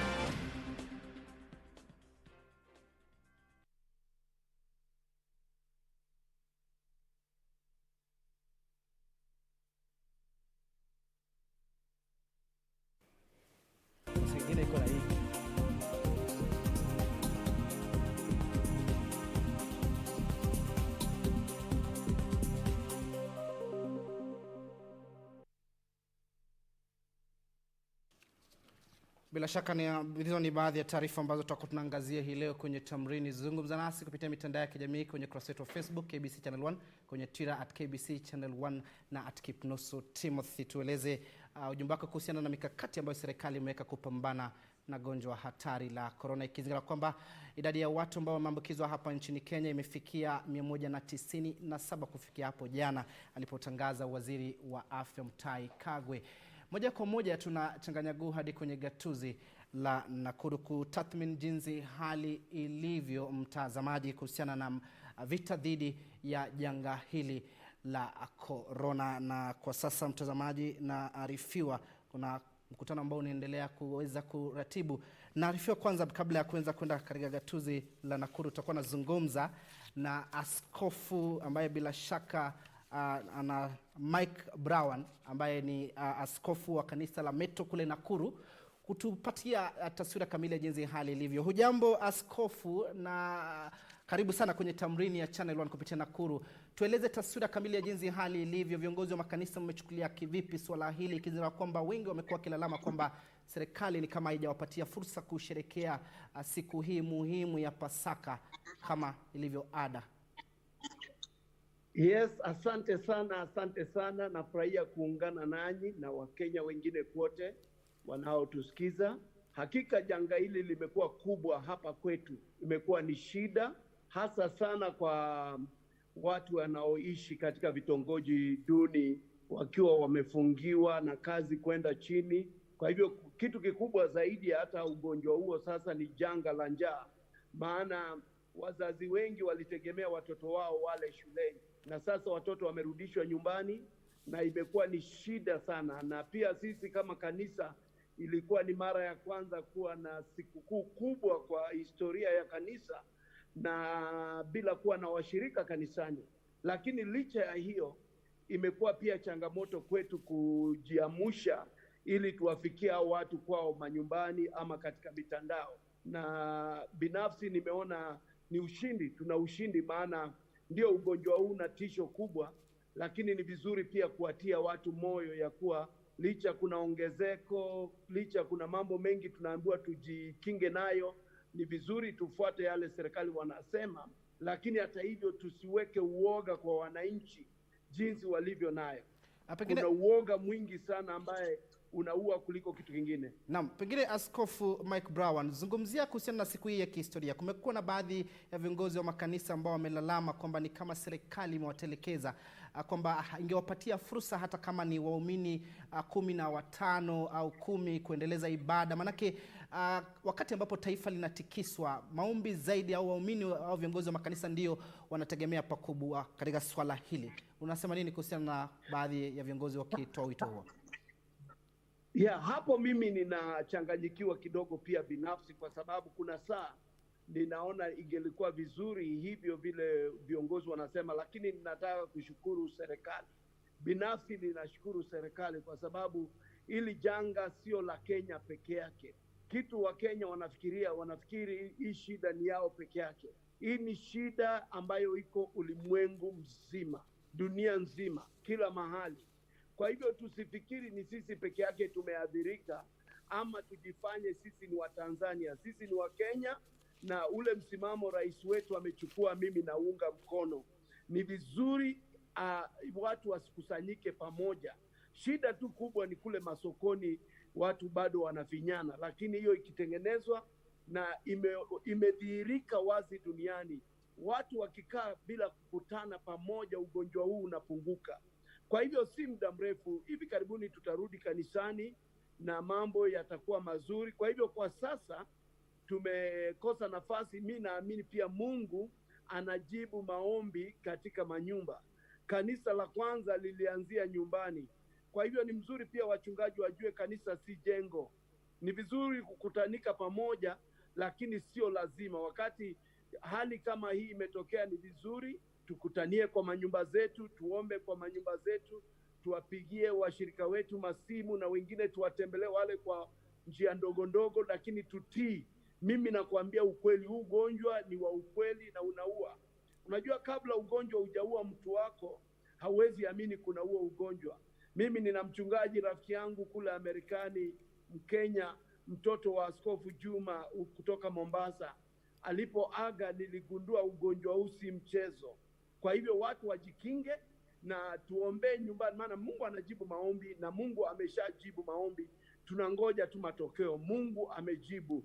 Kitu kizuri ni kuwa at the end of the day, mwisho wa siku ugonjwa huu utaisha na hii mambo itakuwa ni historia. Kwa hivyo mimi nawasihi kabisa yale serikali wamesema, tuvae zile wanaziita barakoa, tuoshe mikono mara nyingi inawezekana, tusikubali mahali pa kuunganika pamoja unless tunaenda kusaidia watu. Kama jana tumekuwa tukilao na tunahakikisha pia hao watu wanakaa mbali na ni mzuri kutumia serikali. Kwa hivyo mimi naunga serikali na naomba wale wachungaji ambao pengine wanaona ni vizuri turudi kanisani, tutarudi wakati jambo hili litakuwa limeisha. Na pengine kabla nikuruhusu uweze kutoweka, pengine Mike Brown, zungumzia hatua ya baadhi ya viongozi wa makanisa hasa kuchangamkia teknolojia ya kisasa, kutumia mitandao ya kijamii kuendeleza pengine zile ibada kanisani kupitia mitandao.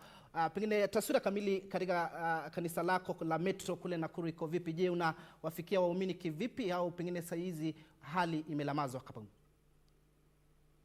Mimi ninawafikia, maana niko na kile kinaitwa manyumba house group ambazo ni kanisa la nyumbani na nina viongozi wao, na wakati tunahitaji tunaunganika kwenye mtandao. Tuko kwenye mtandao wa Metro Church We Love ambaye wote wanaunganika pale. Wakati tunawahubiria, tunawatia moyo, na mara nyingine tunawatembelea binafsi na tunajitimiza sheria zote za serikali. Lakini kile kikubwa tunafanya ni kanisa letu la watoto ambalo ni kubwa duniani, tumelifunga, lakini bado tunawafikia watoto kila Jumamosi tukipeleka chakula nyumbani kwao, na imekuwa baraka kubwa sana. Kwa hivyo mimi naamini hivi, kanisa kamili si jengo. Jengo ni baraka la Mungu. Mungu ametubariki na jengo, lakini kanisa ni sisi binadamu. Tunapoenda kukutana na wanadamu wenzetu, tunaenda tunawapea tumaini, tunawaonyesha upendo. Hiyo ndio kitu kikubwa. Na sasa ni muhimu tu mtu kujali jirani yake. Huu ndio wakati muhimu, ujue jirani yako ni nani, na akiwa na shida unaweza kumsaidia na inakuwa baraka. Na pia tumekuwa na wakati mzuri sana kanisani kuwafikia watu kila Jumamosi, kila Jumapili, kila Jumatano. Mikutano yetu inaendelea kama kawaida, hasa sana katika mtandao. Pengine kuhusiana na baadhi ya viongozi wa makanisa ambao kidogo wamepatikana katika mkono wa sheria, kama yule kasisi ambaye alipatikana akikaidi amri ya serikali, na baadhi ya wale viongozi vile vile ambao wamepatikana wakiendeleza ibada kanisani licha ya serikali kuwaonya kufanya hivyo, wewe unasema nini kuhusiana na hali hii? Mimi ninaamini maandiko matakatifu. Biblia ni kitabu cha Mungu, na Biblia inasema kile kimefungwa hapa duniani kinakuwa na uwezo wa kufungwa kule mbinguni. Na Biblia pia inasema waheshimuni walio kwenye mamlaka. Kwa hivyo serikali inapotoa sheria, saa zingine ndio kuna saa zingine wanaweza kutoa sheria ambazo sio za haki, hizo tunastahili kuzipuuza. Lakini kuna sheria ambayo ni ya watu wote na ni sheria imetolewa na serikali. Ni saa zingine ni muhimu, na nawaomba wachungaji, ni muhimu sisi kunyenyekea. Wazungu wanasema there is no humiliation in humility. Hakuna kuharibiwa ukinyenyekea. Kwa hivyo ni mzuri kunyenyekea, na tunaponyenyekea na kufuata sheria pia Mungu anatubariki, kuliko kuanza kupigana na polisi, kuwa na mambo mengi ama kwenda kotini. Kitu kimuhimu ni tuombe Mungu janga hili liishe na tutarudi makanisani, na hakuna mahali washirika wataenda. Hii ni janga la kitaifa. Mungu anafanya mambo yake mazuri. Mungu ataleta uponyaji. Kitu muhimu ni tushishe hii, maana ukienda kwa kifua na uweke washirika na ipatikane mgonjwa kwa kanisa lako, itakuwa umeua kuliko vile unaunda. Sisi tumeitwa kulisha kondoo, sio kuua kondoo. Kwa hivyo mimi ninaomba watu watii sheria, na ile muhimu ni mambo madogo lakini muhimu. Kunawa mikono, kukutana, kutokusanyika mahali ya kufai, na ikiwezekana kaa nyumbani. Sio lazima uwe nje. Kama vile tunaambiwa tukae nyumbani, kama una chakula kidogo tunza, lakini tutii sheria. Hiyo ni baraka sana. Na tutii viongozi wetu. Ndio maana maandiko inatuamrisha tuombee hata walio katika utawala. Naam.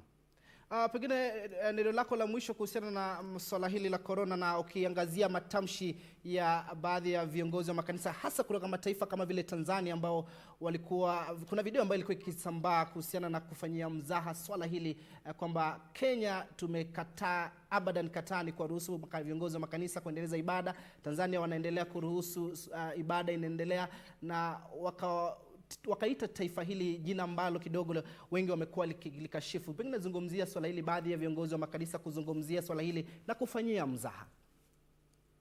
Mimi nataka kusema hivi, kwa kweli nataka kushukuru Mwenyezi Mungu kwa ajili ya rais wetu Uhuru Muigai Kenyatta kwa hiyo amri aliyotoa kwa makanisa. Mimi nakwambia, kwa maana kule Amerikani na nchi zingine zimefanya hivyo, maana kanisa halijafungwa, ni mijengo imefungwa. Kanisa sio mjengo.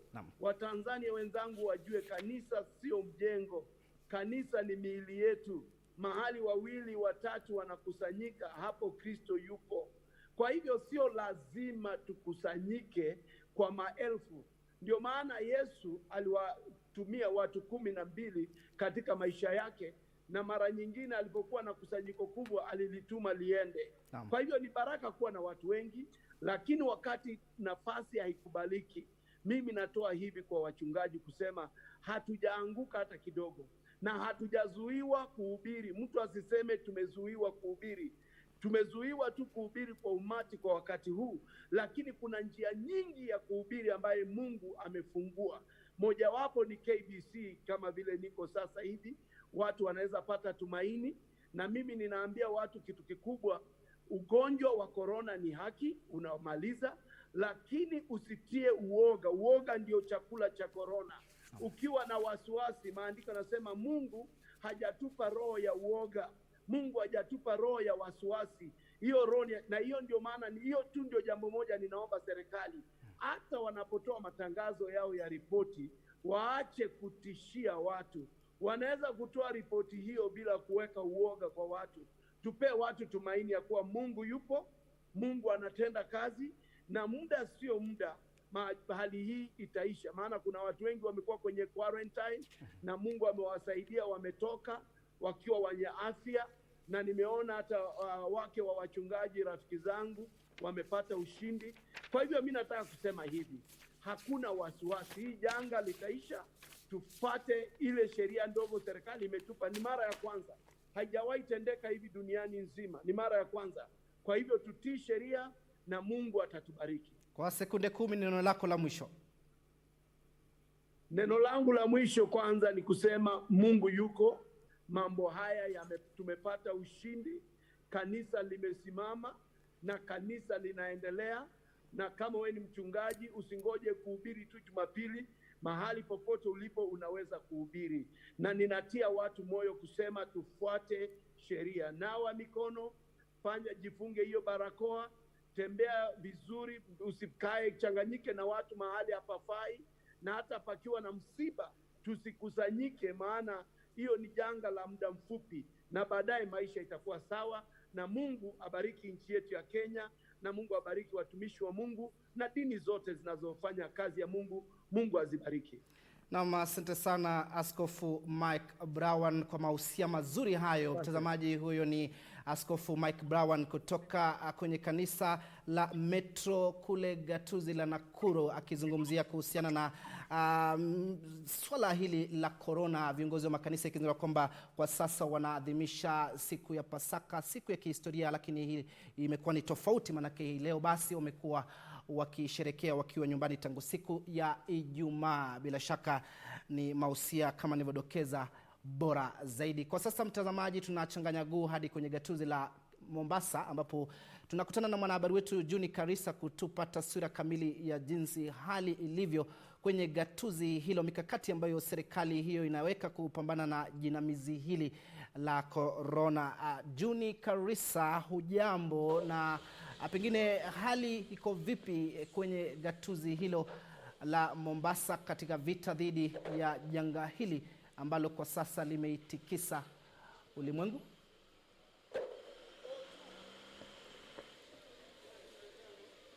Naam, Timothy Kipnusu, tuko mpakani tu wa Mombasa na Kwale, ambapo hii leo tumekuja kutangamana tu na wakazi, manake ukitofautiana na ile mipaka mingine ya kaunti ya Mombasa na Kilifi na tuseme ya Bonje na Mwakirunge, watu hawaishi mpakani, lakini huu mpaka tu ndivyo tunaona kwamba watu wanaishi na watu wanatembea tu, kwa sababu huwezi sema, ukiangalia watu wa pwani wengi wanaishi kama ujamaa kama vile Tanzania, watu wanaishi kama miji hivi. Sasa huwezi sema pengine hapo popo umejenga mpaka wa Kwale na Kilifi, kwa hivyo huwezi sema kama wewe uko upande upi wa hii mipaka ambayo imeweza kuwekwa na serikali. Na mpiga picha yangu tu atakuonyesha, ukiangalia tu kuna biashara kama hino iko mpakani kabisa, ambapo huwezi jua kama mwenye biashara hii atasema kweli yuko kaunti ya Mombasa ama yuko kaunti ya Kwale, ama wafanyikazi wake wakija, je, polisi watawahangaisha ama watawaacha? Tumekaa hapa kadria kama saa moja hivi na tumekuwa tukiangalia tu wakazi wanaruhusiwa kupita, lakini wao wamevaa vidude kama hivyo, wameweza barakoa ili waweze kupita na kwenda upande wa Kwale, na huku kuna tatanishi pia. Maduka mengi pengine yako kaunti ya Mombasa na wengine wanaishi kaunti ya Kwale. Je, hutaruhusiwa kwenda dukani ambapo ni mtaani kwako, ukumbuke, ama utaweza kukaa tu kwako, ama serikali ya kaunti ya Kwale na Mombasa imefanya mikakati gani kuona kwamba mkazi ambaye anaishi katika mipaka hii ana chakula kwa siku 21 ambazo serikali imeweza kusema kwamba leo peke yake siku 25 ambapo hawataweza kusonga kutoka kaunti hii wala nyingine. Tumpige picha yangu anakuonyesha tu baadhi tu ya picha hapo ambapo wakazi wanaweza kuvuka, manake tuko kivukio cha watu ama bodaboda ambazo zinapita kutoka sasa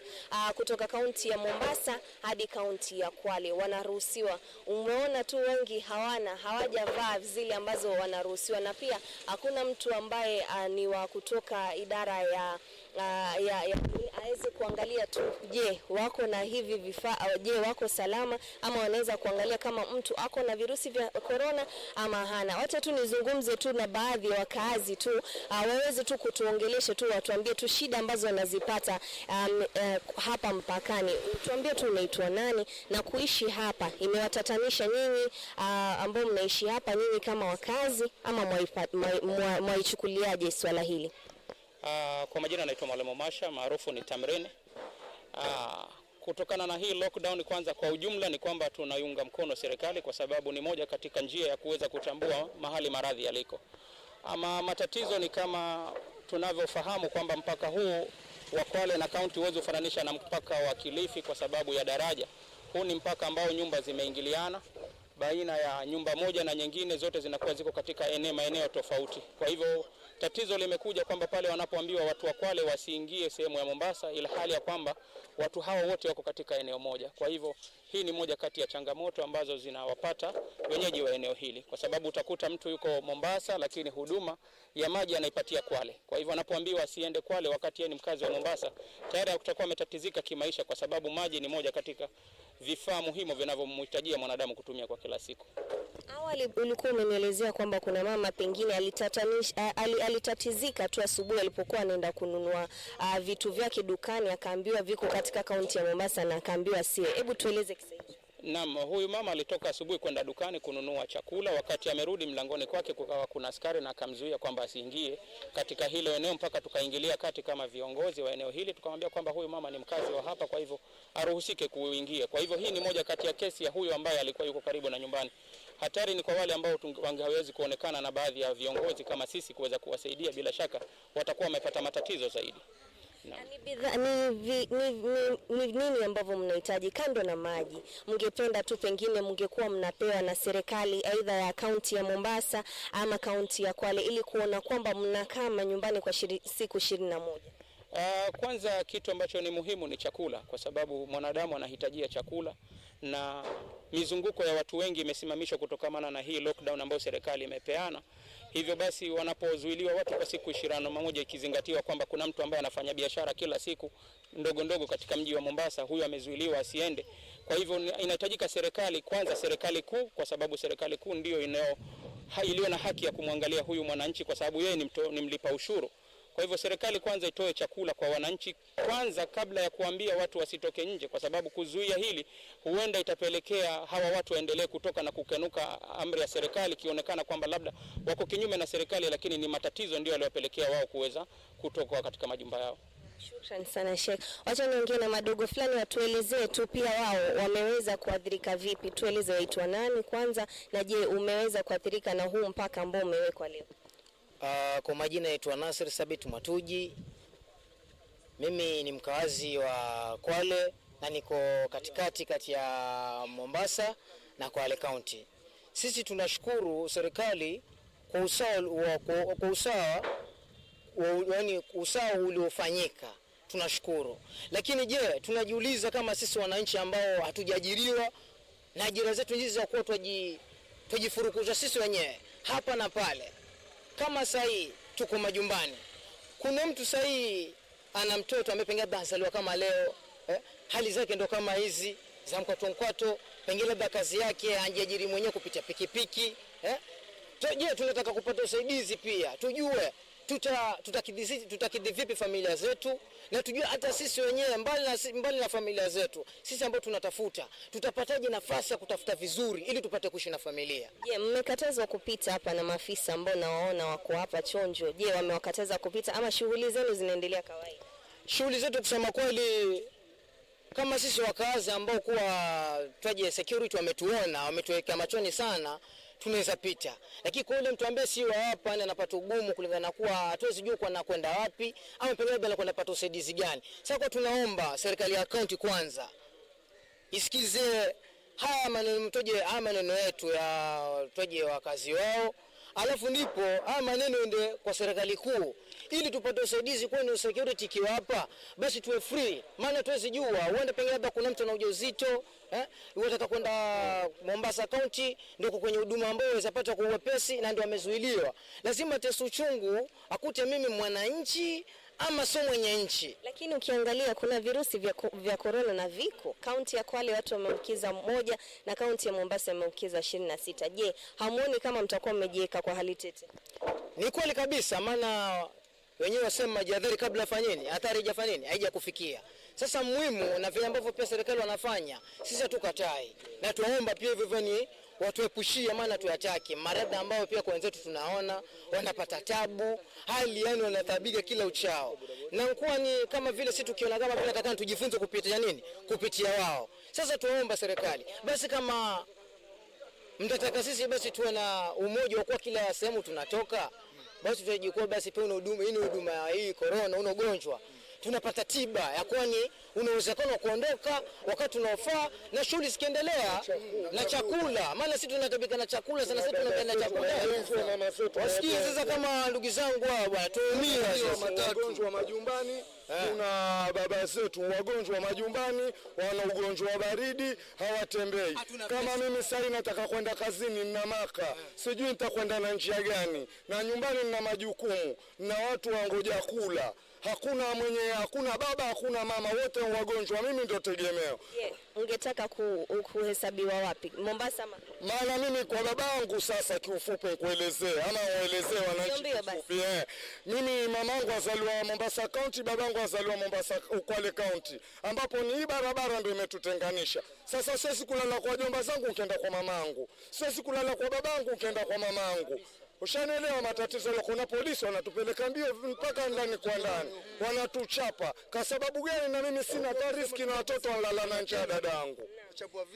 Timothy, umesikia tu vilio tu baadhi ya wakazi ambao wanaishi hapa mpakani. Huu ni mpaka mahali panaitwa Shikadabu, mpaka wa Kwale na Mombasa na kaunti ya Mombasa. Umesikia vilio vyao ni kwamba hawana namna ya kutafuta lishe, na polisi wamesema kwamba hawawezi pita mpakani, na kazi nyingi walizonazo ziko kaunti ya Mombasa, lakini polisi wamewakataza kufika upande ule. Lakini kitu cha kusema ni kwamba hapa wakazi ambao wanajulikana hapa na wazee wa mtaa ambao wanaendesha shughuli hii ni kwamba wanaruhusiwa tu kupita tu kwa urahisi. Wengine wamevaa ama wengine hawajavaa, lakini bado wanaruhusiwa. Hatujaona bado mwakilishi wa idara ya afya aje awapime kuangalia kama kweli hali zao za kiafya ziko salama ama haziko salama. Bado hakuna mikakati hiyo hapa. Tuendelee tu kuongelesha pia OCPD wa eneo la Matuga atakuwa tu anajiunga nasi kutueleza je, wako sawa ama hawako sawa, na kwenda mbele ni mikakati gani ambao wataweka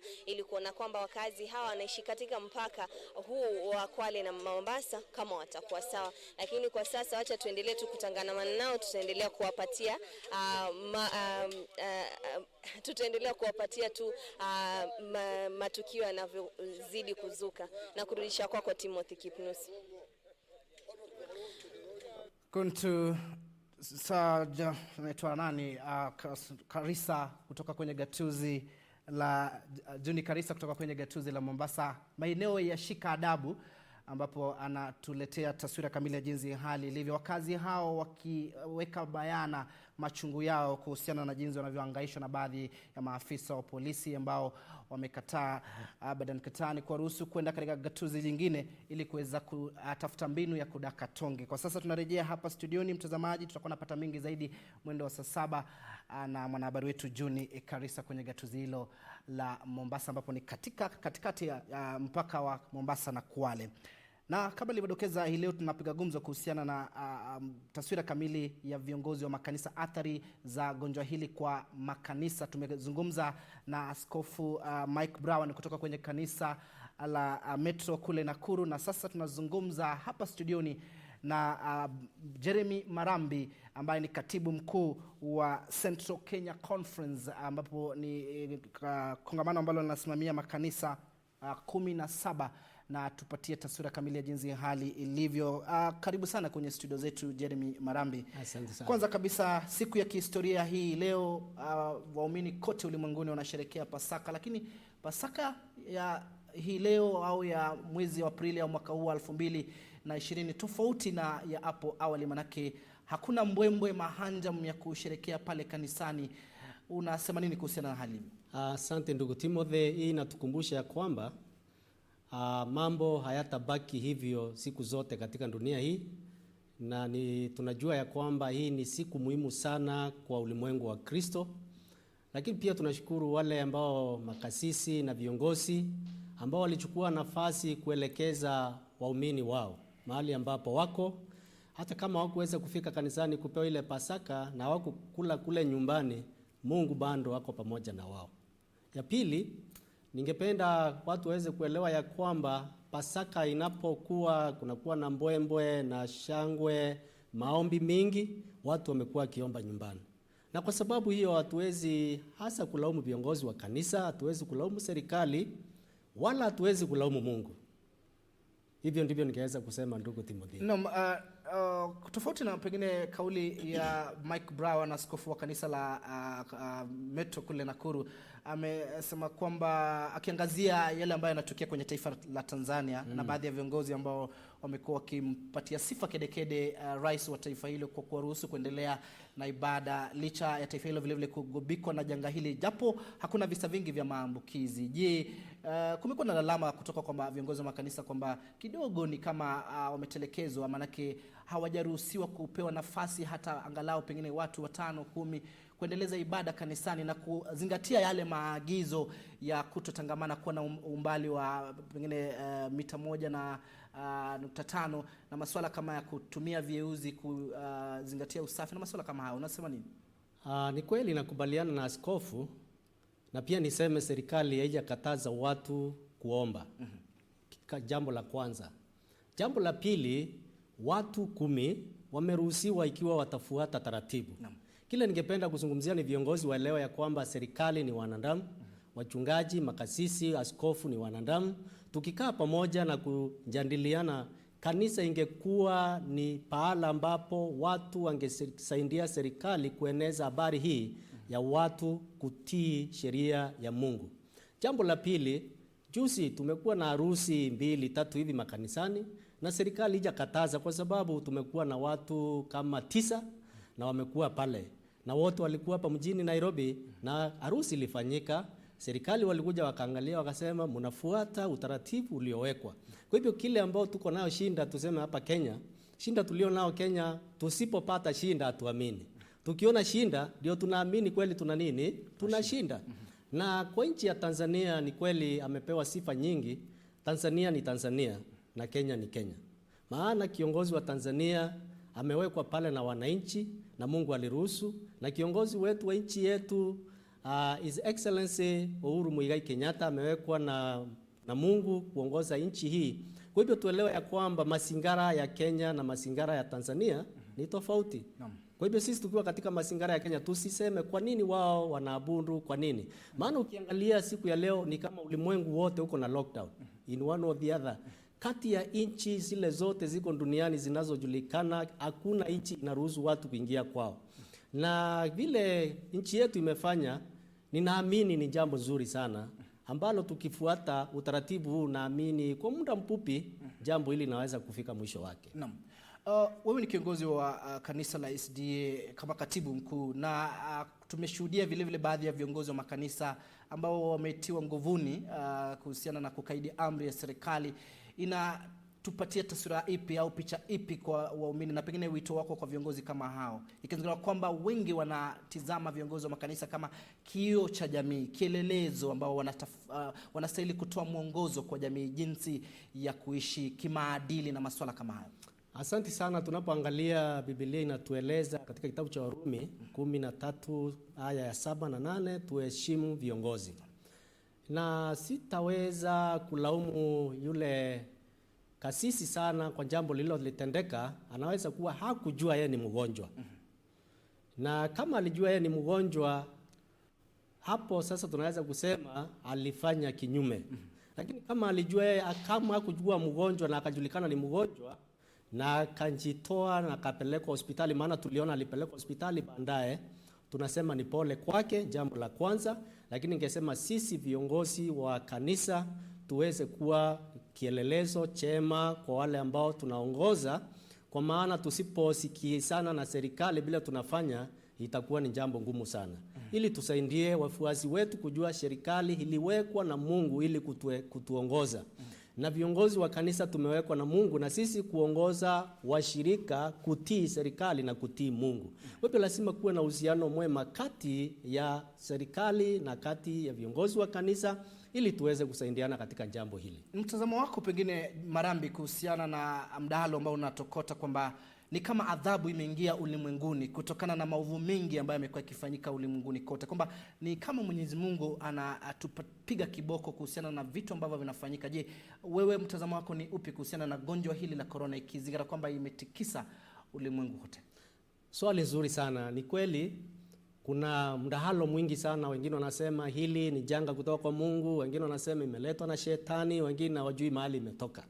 Ninaweza kusema kwa njia moja au nyingine, na ielewekwe vizuri na wote wanaonisikiza siku ya leo, ni kwamba Mungu yeye haleti shinda kwa watu wake, lakini anakubali shinda sitokee kwa watu wake.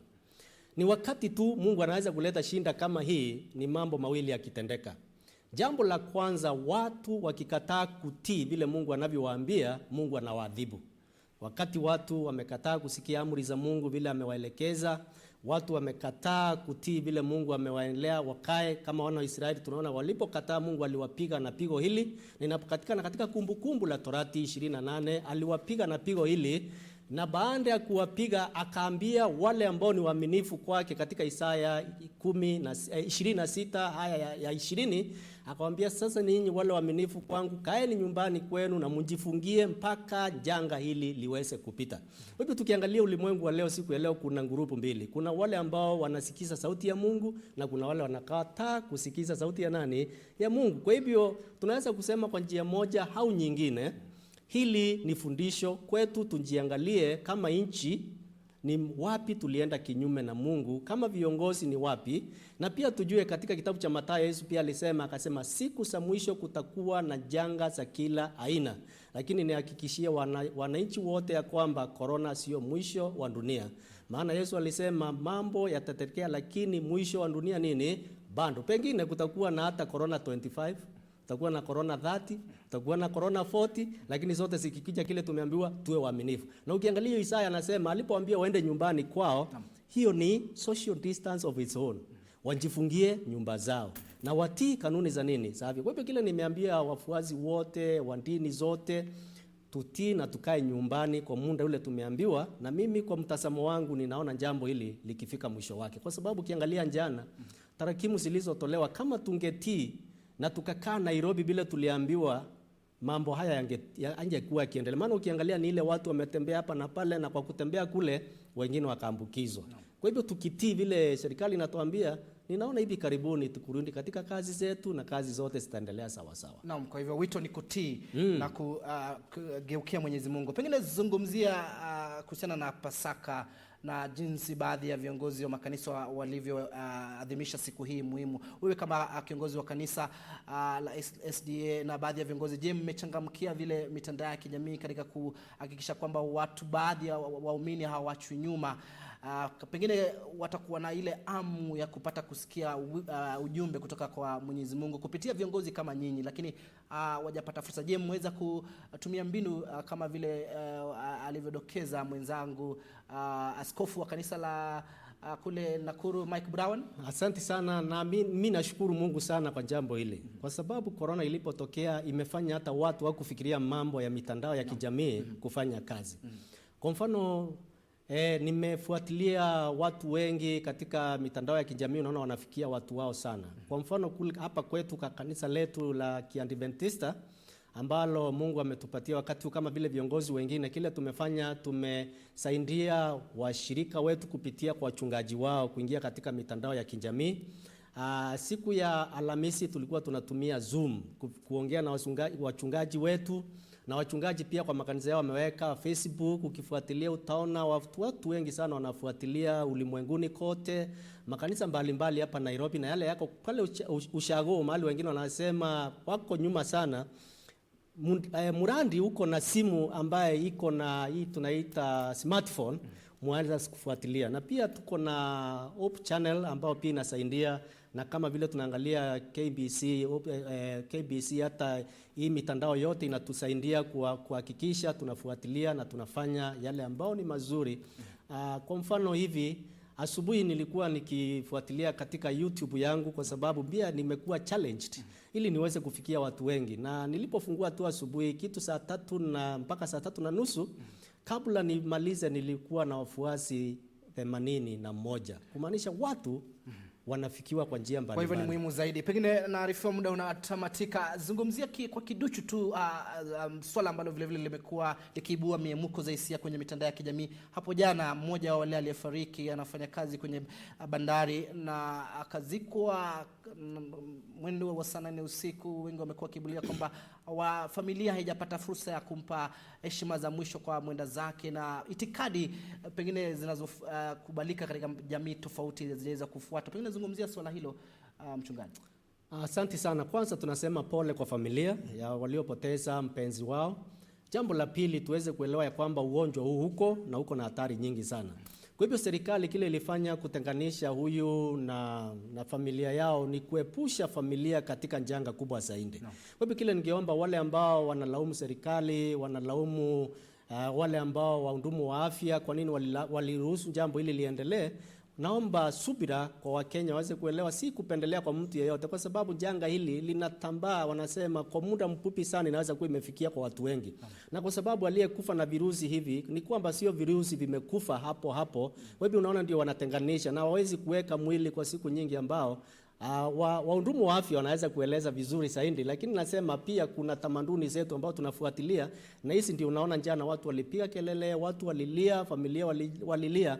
Lakini naomba Wakenya tukisubiri na tuendelee kuwa wativu hivi, jambo hili litaisha na tutarudi katika hali zetu za kawaida. Na yeyote atakayepoteza mwenzake, tukubali ya kwamba wakati huu ni wakati mgumu, na tuwe tunaombea serikali yetu, tuombee wafuasi wote wa madhehebu mbalimbali, jambo hili likitendeka waweze kuwa na subira, kwa sababu si kupenda kwa mwanadamu yeyote, bali ni mapenzi ya Mungu yalitendeka hivyo, na hatuwezi kusema kwa nini yakaenda hivyo. Wazo lako kuhusiana na mtafaruku ambao unashuhudiwa kati ya tume ya kutathmini mishahara ya SRC na baraza la magavana na baadhi ya wananchi ambao wanadokeza kwamba ile mishahara ambayo imetolewa kwa mfano gatuzi la Machakos, Alfred Mutua ametoa pendekezo kwamba atakuwa anawapatia marupurupu wa hudumu wa afya kama kuwapa motisha. Zungumzia mtafaruku huu, je, unaona ni sawa? Jambo la kwanza ningependa kusema ya kwamba wakati huu kama viongozi tusilaumiane. Serikali kuu na serikali ya ugatuzi tusilaumiane. Tuangalie ni wapi shinda imetokea na bila tunaweza kusaidiana. Wazo ni kutolaumiana. Kutolaumiana. Neno lako la mwisho kuhusiana na masuala haya ambayo yanaitikisa taifa hili. Jambo langu la kwanza tunapoangalia katika neno la Mungu, tumaini la jambo hili ni kukaa kwa Mungu. Kwa sababu tukikaa mbali na Mungu hatutaweza kufaidika.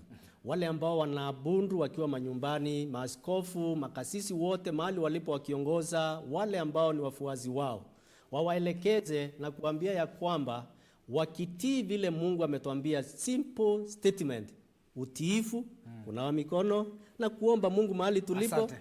Asante. Shukrani kwa muda wako. Nimekuwa nikizungumza na Jeremy Marambi ambaye ni kiongozi wa kanisa la Kiadventista. Naitwa Timothy Kipnusu. Asante sana kwa kutizama. Tukutane tena hapo kesho. Kwaheri.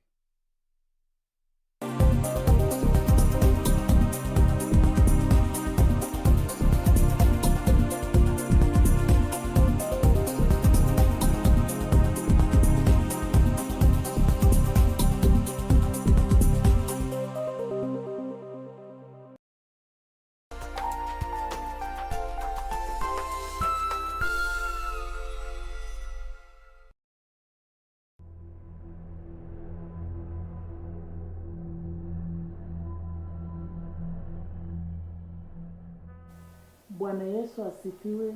Wasalimu katika jina la Yesu.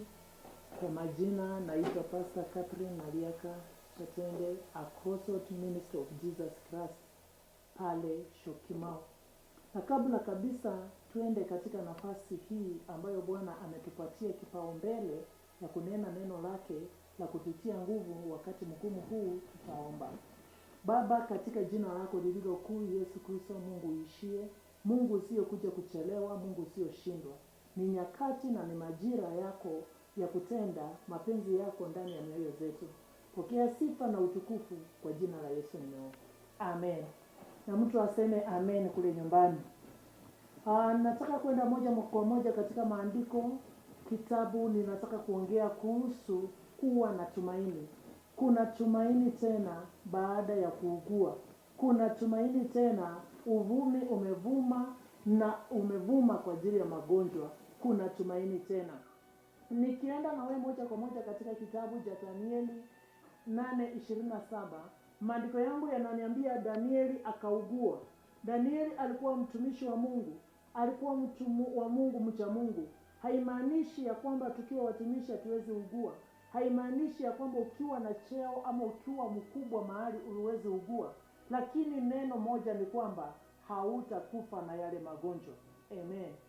Danieli aliugua, maandiko yanasema akaugua. Alipopata ujumbe wa Mungu aliugua. Kuugua kwake hakukumaliza na kifo. Maandiko yanasema ya kwamba aliendelea na kazi ya Mungu. Nataka kukutia nguvu mahali pale nyumbani, ya kwamba katika hali yoyote ambayo tunasikia magonjwa ya corona yamefuma ulimwengu mzima, tafadhali tafuta nafasi ya kupea Mungu kipaumbele. Tafuta nafasi katika moyo wako, maana Bwana yuko mlangoni kusikiza tu ile ombi, na kuna tumaini ndani yako. Maandiko yananiambia ya kwamba katika kitabu cha Kutoka ya kwamba Musa akaugua. Maandiko yanasema Musa kuugua kwake ni Mungu alikuwa anatarajia Waisraeli wamwabudu Mungu badala ya kumwabudu Musa. Huenda ikawa ulimwengu mzima tumeabudu vyote vya vilivyoumbwa ulimwengu humu. Tukasahau ya kwamba ni Mungu alitupatia. Tukasahau ya kwamba fedha na mali na utajiri ni vya Mungu. Hakika Mungu aliruhusu Musa augue.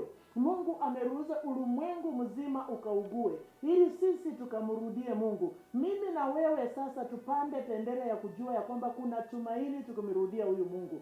Kuna tumaini. Maandiko itasema Musa alikufa kwa magonjwa. Musa hakumalizika kwa sababu ya kuugua. Kulikuwa na lengo ya Mungu watu wamwabudu Mungu. Ninajua ya kwamba leo kuna tumaini katika kumwabudu Mungu. Maandiko yananiambia katika kitabu cha Wafilipi 2:22 ya kwamba Paulo akawaambia watumishi wake ya kwamba mtumishi wa Mungu ndiyo kweli ameugua, lakini aliugua karibu kufa na Mungu hakuruhusu afe. Mungu alimponya. Kwa nini Mungu alimponya? Kwa sababu kuna tumaini. Kwa Mungu kuna uhai. Mungu hawezi kutumaliza. Mungu hawezi kutumaliza. Mungu si wa kutumaliza. Kuna tumaini. Yakobo katika kitabu cha Ayubu, Ayubu anasema ya kwamba mti umekatwa lakini utachipuka tena. Nataka kuambia wewe mwenye uko katika karantina, kuna tumaini, usife moyo. Usione ya kwamba mahali pale umefika mwisho. Usione ya kwamba umetengwa. Mungu anakuambia, ninakwambia ya kwamba kuna uponyaji wako umefika mahali pale. Katika kitabu cha Isaya 20:26 maandiko yanasema, ketini jificheni ndani, ili Mungu, hasira ya Mungu itakapoisha, mtarejelea tena.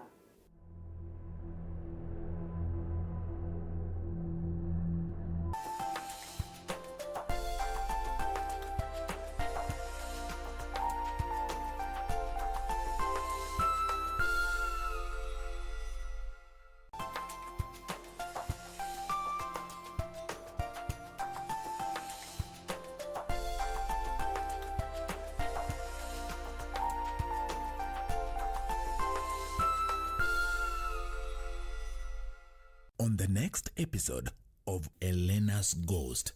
How is it that Eduardo figured out that my baby's his? I want you and your wife to leave the estate.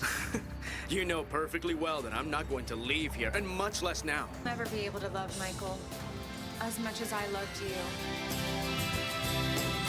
Get out of here, Monte Cristo. And what are you gonna do? Are you gonna scream? Scream, scream, scream. It's Elena. What? You have to help her. What happened to Elena? It's Monte Cristo. Kwa nini mnamtafuta aliye hai kati ya waliokufa? Hayuko hapa. Amefufuka. Kumbukeni alivyowaambieni alipokuwa kule Galilaya.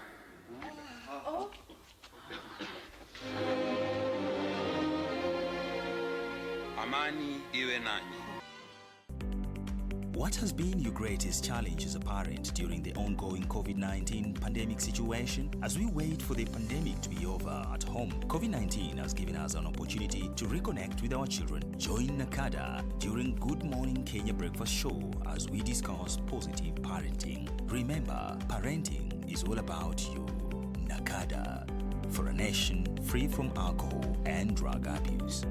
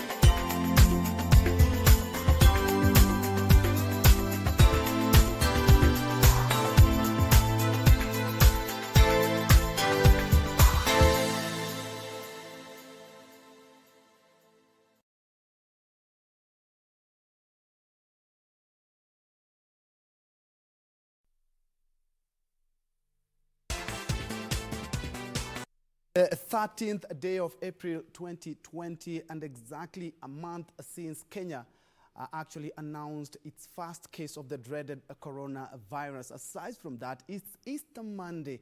Good afternoon and welcome to KBC Channel 1 Lunchtime News. My name is Ben Troy. We have plenty in store, including sports as well. Our sign language interpreter for this afternoon is Lucy Mwaura. Well, we begin with the Kenya Medical Practitioners, Pharmacist and Dentist Union that wants the recruitment deadline for health workers reduced to 7 days from 14 days stipulated by the national government. The union's chair, Dr. Oroko Obegi, said health facilities are stretched beyond a limit and need at least additional 1,000 members to help in the war against COVID-19. The Union Secretary General, Dr. Hamisi Mwachonda, called on the county governments to reinstate all health officers sacked to help deal with the situation. after COVID-19, you never know when we shall have another COVID-related disease or a pandemic. So we need to be prepared all the time. We have been appealing and advocating for creation of Health Services Commission. Even the confusion we see right now on who is to employ the healthcare workers. The Council of Governors saying healthcare is devolved, it decides to employ. The Public Service Commission saying we've been given mandate by the President, we have the money to employ. That confusion can easily be solved by creation of Health Services Commission. This is not a time for battles. This is not a time for ego wars. This is not a time to be insensitive to those citizens in Kirinyaga who need reassurance that they have health workers to help them, that are illegally withholding allowances and others' salaries. Taita Taveta County has withheld emergency call allowance and risk allowance for the doctors since November 2019.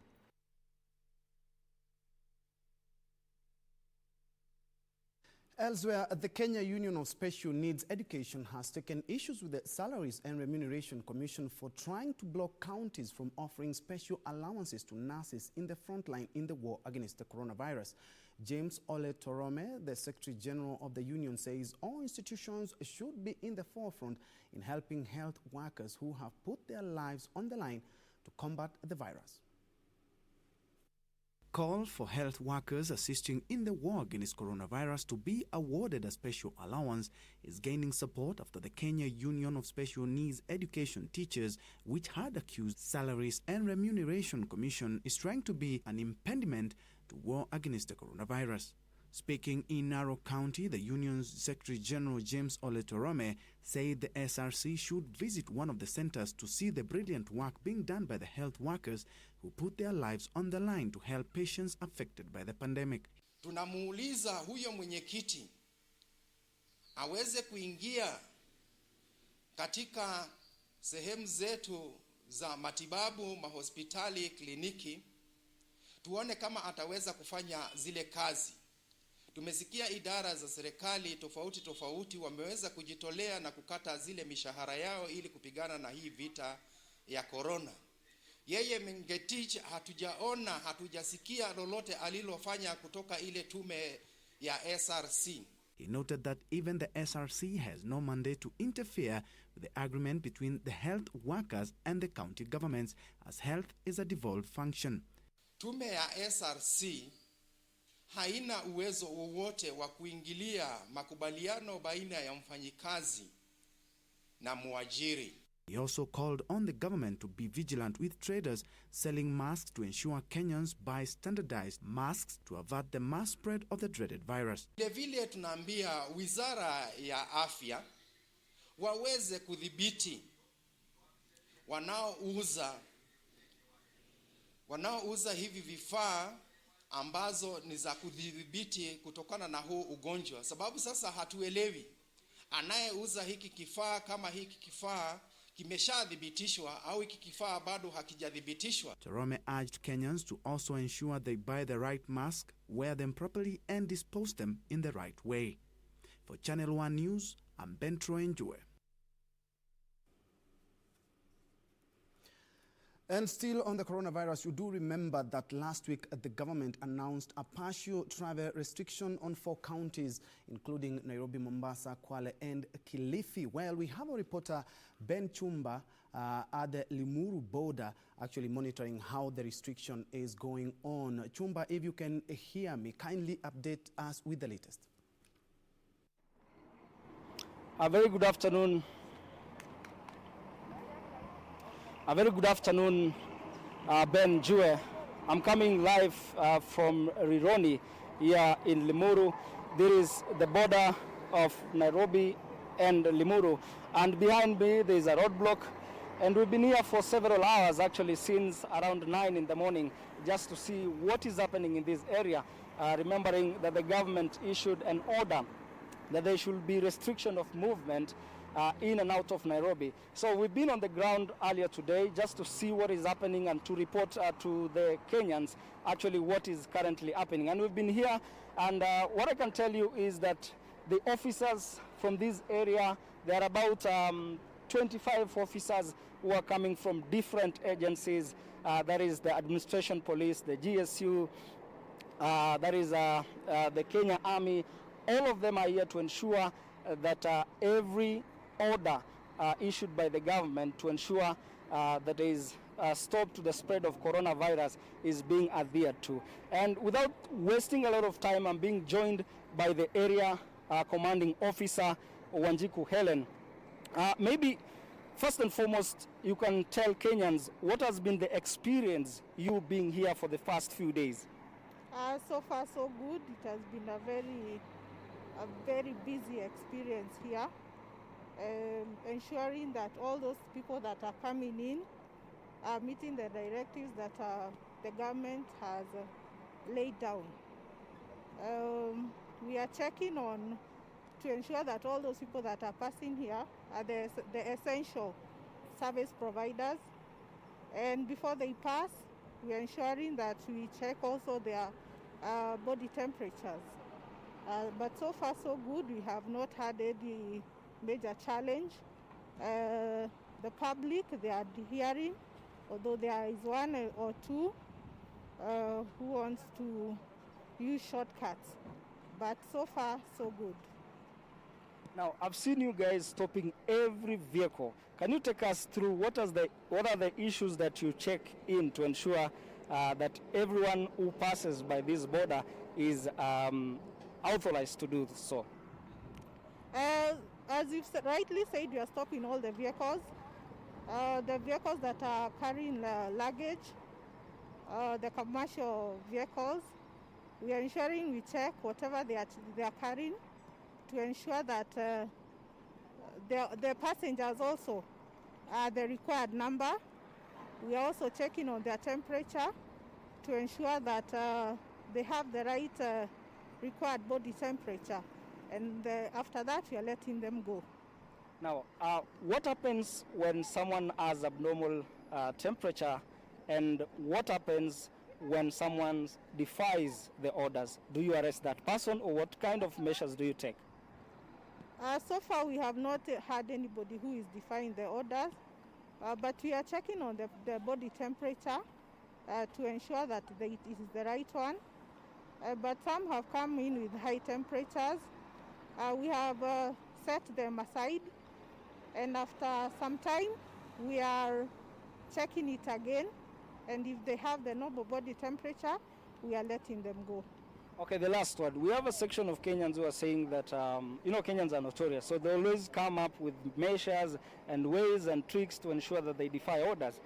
Of course, we've managed to talk with one or two of people here, and they're saying that they managed to come until some point, and they took a motorbike to ensure that they crossed the other side. I don't know if you guys are aware of this, and what are the measures that you're taking in place? We are very much aware of this, and we've also taken our measures to ensure that there are no panya routes. Where we see a panya route, we are putting our officers in place. We also have the patrol car that is moving around to ensure that we do not have any panya route. But before that, I would want to tell the Mwananchi, it is for their own good. It is for their own good. Let them have the personal responsibility first, so that you can be able to beat this COVID-19 disease. Thank you very much. Ben Jue, you've heard us talking to Ellen Wanjiku, who is the area police commander, and she says that they're trying all means to ensure that everyone who passes by this border is authorized. And we're also aware that we have officers from the National Multi-Agency Team or Command Center in Nairobi who are just here to ensure that everything goes as planned. As of now, that is what we have, but we will keep updating our viewers in our subsequent bulletin. Back to you, Njua. Thank you so much, our reporter Ben Chumba, and of course I hope you are keeping safe as well at the border. Limuru, where only vehicles, of course, offering essential goods are permitted to enter or exit Nairobi. Operations, of course, on major highways have been boosted. Remember, we are observing a directive on restrictions on 4 counties, Nairobi being one of them, to combat the spread of the coronavirus. Necessary inconvenience, as the police commander has said. Moving on, the Kenya Health Professional Society has criticized the Salaries and Remuneration Commission for opposing Machakos Governor Alfred Mutua's proposal to award special allowances to health workers in his county. KHPN's chairman Mohamed Duba says SRC should instead embrace the plan and regulate allowances for all health workers across the country. An umbrella body comprising of 17 health professional associations and societies has come out in support of Machakos County Governor Alfred Mutua, saying health workers should be motivated in recognition of their role in the fight against coronavirus. We are in solidarity with our medical unions, sister associations, private healthcare workers, and His Excellency the Governor of Machakos, Dr. Alfred Mutua, on the payment of special allowance for healthcare workers, both at national and county governments. The SRC statement on the non-payment of special allowance is not only illegal, but unconstitutional. Kenya Health Professional Society Chairman Mohamed Duba says health workers, especially first responders, are at high risk of infection and should be adequately compensated in light of the economic harsh times currently experienced globally. What SRC should be doing now and what they should have come out with is a standardized allowance nationally. That is what they should have come up with instead of condemning the Machakos governor. Because the county government of Machakos sat down and they saw the need of motivating the healthcare workers, looking at the risks that the healthcare workers are putting, and they had to motivate them. It may not be enough, but at least they've shown the way how it should be done. We totally condemn the SRC circular with the strongest terms possible, as it demoralized the health workers and dampening the spirit and morale of frontline health workers who put their life on the line to bring down this invisible monster that shakes the very fabric of our nation. The society now wants SRC to come up with a standardized allowance framework remunerating all health workers countrywide, even as it urged the government to provide for economic stimulus in the health sector. Is it asking for too much to request for our healthcare workers to be given a special allowance across our nation without any discrimination as they fight for us as frontline soldiers, while the majority of our countrymen work from the comfort of their homes? Kamche Menza for Channel 1 News. Moving on, Homa Bay County government has procured personal protective equipment for distribution to medical facilities to enhance the county's preparedness against the COVID-19 pandemic.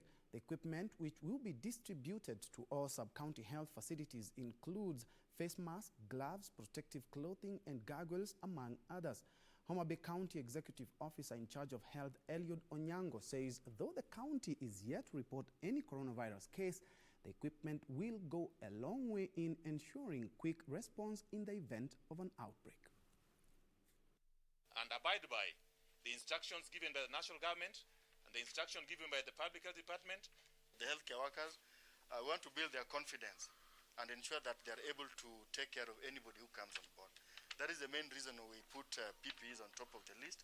But besides that, there are many things that the department under the leadership of the chairman of this committee has also done.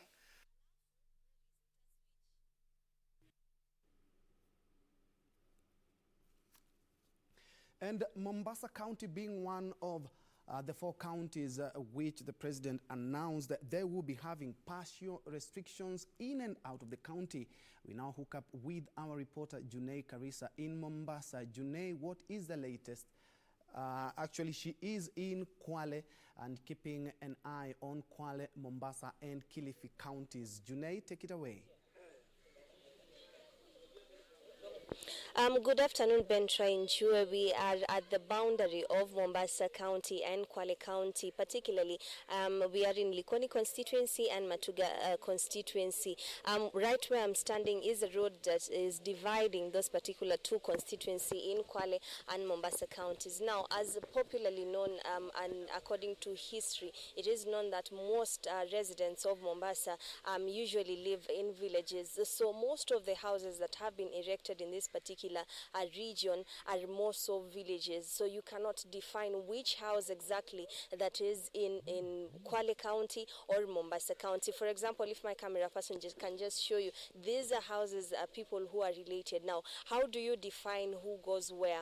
Are they, can they go this to one particular county and come back in this particular county? What we understand in the morning, Ben Troy, is that police were here enforcing the directive by the president that they should stay indoors for 21 days. According to the police, these particular routes are being used as panya routes for most of the border riders who are evading the main roadblock that is just behind us, just a few miles from us. There is a roadblock that has been erected, of course, at the Shika Adabu area. So most of the borders, instead of using the mounted roadblock, they are using these areas. But according to the border riders, they believe that these are the routes they have been using throughout the ages. If someone lives in these particular villages, how do they bypass them? So for them, there is no boundary. There is no stipulated boundary like a wall that is inhibiting them to cross from one place or another. Another concern for them was that they are crossing, of course, because they are places of work. Despite the government saying that they should stay indoors and look for work in their respective counties, it has become a bit difficult, with them lamenting that they are not finding any means to fend for their families. So it has become rather difficult for some of these residents to stay indoors and to honor the directive by the president. But what they are condemning is the police arrest in the morning, because they're saying some of them, borders and passers-by, they were arrested in the morning and they were taken to the police post in Likoni. And from there, of course, they were given a warning, as you know, that no one can be put inside the cell. But they're saying, how do you define it? If the shops are on Mombasa County, for example, in this particular village, how do I go to the shop and not return to my house? So they're saying that the police should be a bit reluctant when it comes to the village setup that is, for example, behind me. So I'm joining some of the residents, and you will allow me to switch to Kiswahili for their easiness, just to tell us what happened in the morning. Sheikh, you can just join us. What happened in the morning and how the police were enforcing this directive. Utatuambia tu na majina, utueleze tu vile mnavyoishi na pengine imewaathiri vipi nyinyi kama wakazi mpaka ulioweka na serikali nyuma yetu. Angalia tu pale. Kwa majina naitwa Mwalimu Masha, lakini maarufu ni Tamrin. Labda kwa uchache ni kwamba hili eneo tuliloko, eneo moja ni Mombasa County na eneo jingine ni Kwale. Kwa hivyo utakuja kuta kama mzee wetu aliyoko pembeni hapa yuko na nyumba mbili, moja iko Mombasa, moja iko Kwale. Kwa hivyo pale anapoambiwa asitoke kaunti moja kuelekea kaunti nyingine, hii ni kumwathiri kwanza kisaikolojia, kwa sababu lazima aone watoto wake kila siku. Kwa hiyo huu mpaka ambavyo umewekwa, tungeliomba serikali ishughulike zaidi ama iwe karibu zaidi na wazee wa mitaa ili iweze kudefine kwamba nani anastahili kupita na nani ambaye hastahili kupita.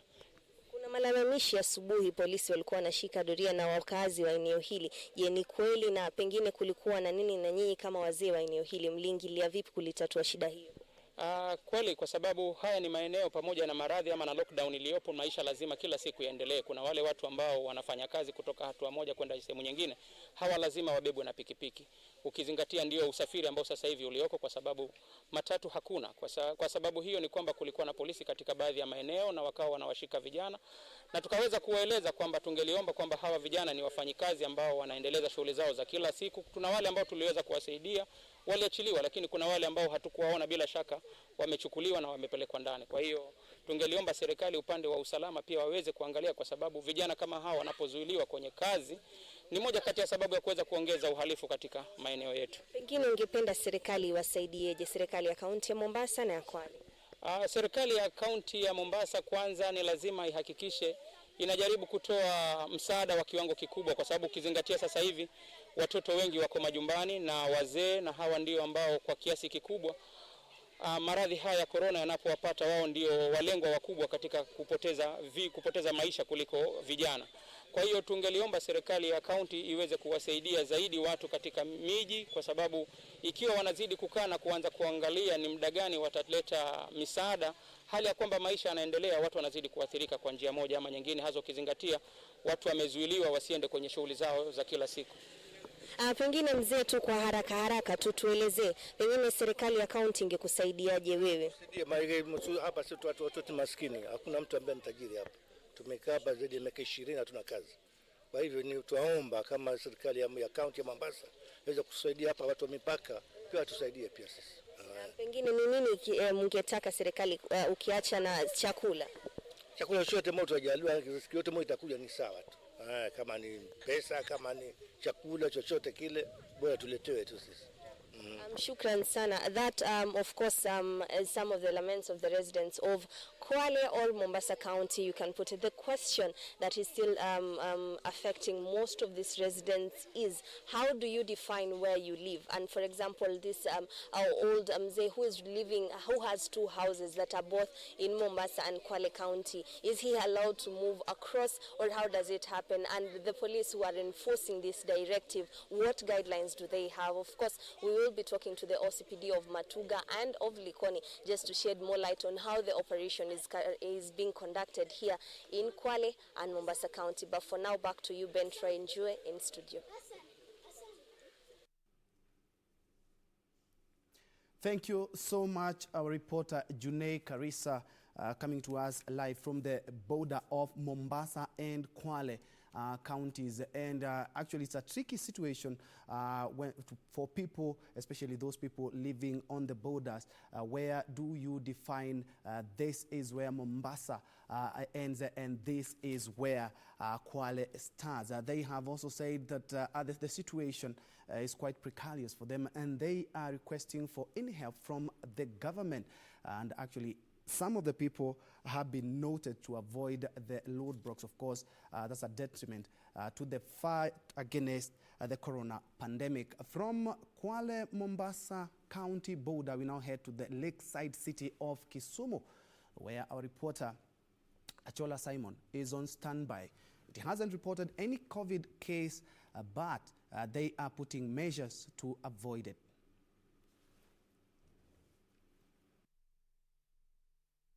Well, Troy, we continue with the corona bit, and in this region, the reaction has been about the death of one victim in Siaya County, that particular death, and the controversy that surrounding the interment of his remains at night has been the center of attraction, or the center of reaction from most of the locals and the leaders in this region. The latest statement coming from the governor of Siaya County, Colonel Amotha Rasanga, who has who has called for investigation on the people or the Ministry of Health officials who are involved in the interment of the remains of the victim.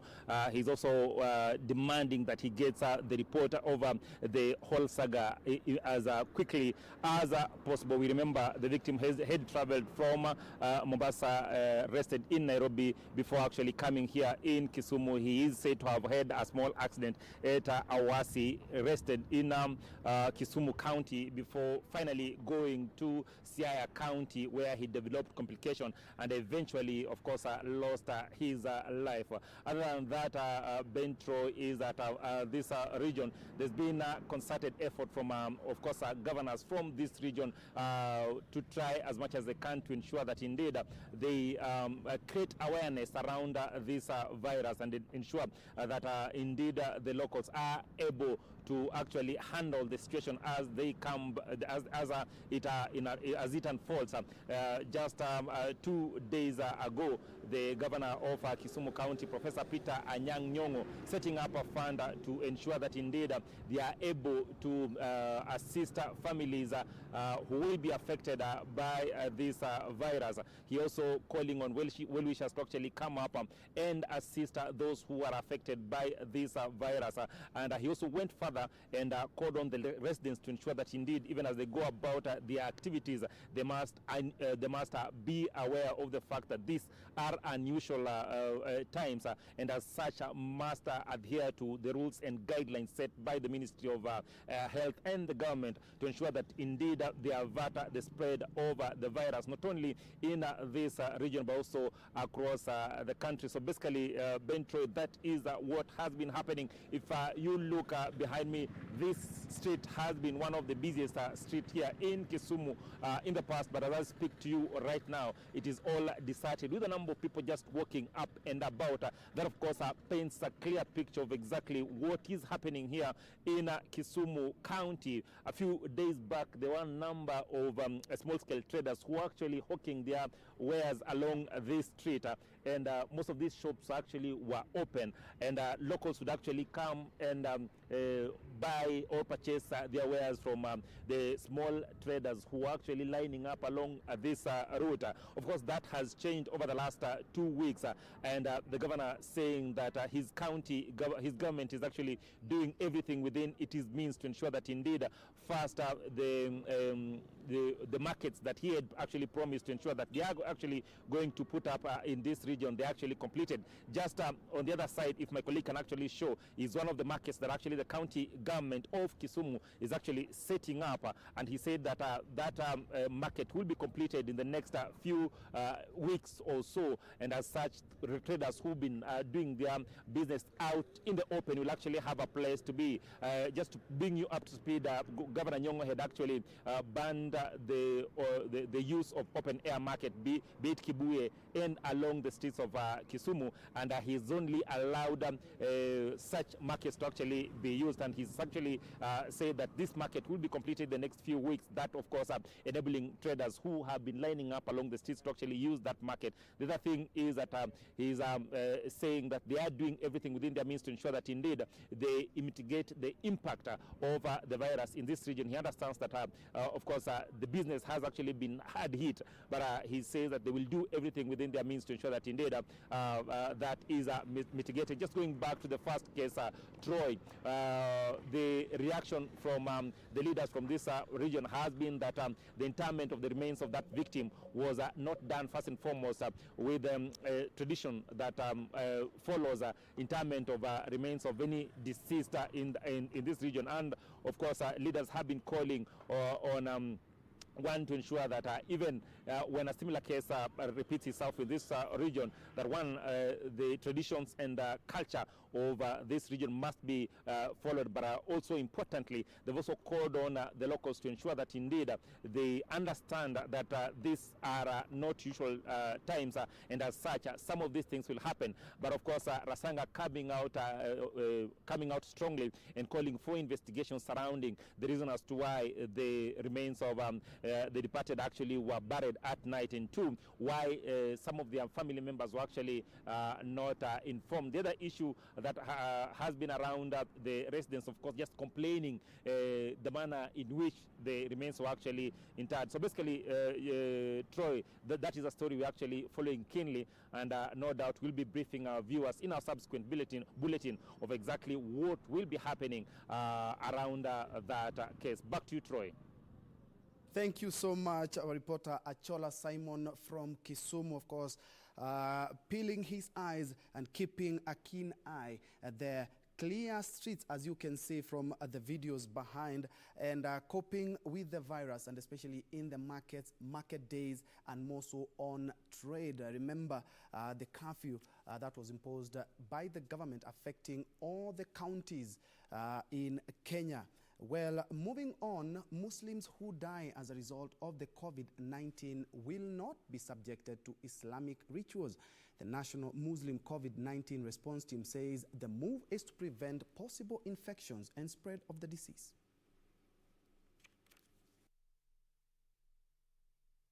Muslims will henceforth not give their deceased the Islamic washing ritual due to the spread of coronavirus pandemic. The National Muslim COVID-19 Committee has set a special team of volunteers in Nairobi, Mombasa, Bungoma, Nakuru and Eldoret that will handle the presumed victims of coronavirus. The dignity of the dead will have to be appreciated. We are concerned with what we saw happening in one of the counties yesterday. It has been unanimously agreed that Muslims who die as a result of COVID-19 will not be subjected to the traditional rituals that take place. This is to prevent possible infection and spread of the disease. The committee calling on Muslims to report all death cases to the Ministry of Health so as to protect themselves from contracting the disease. In the event of death caused by COVID-19, either at the hospital or at home, a team from the National Muslim COVID-19 Response Team Committee will be at hand to provide necessary assistance regarding the handling of the body's transportation and burial procedures. So this committee is providing, we have volunteers who are already trained, and they will be supporting this process when it occurs, definitely with the assistance of the government.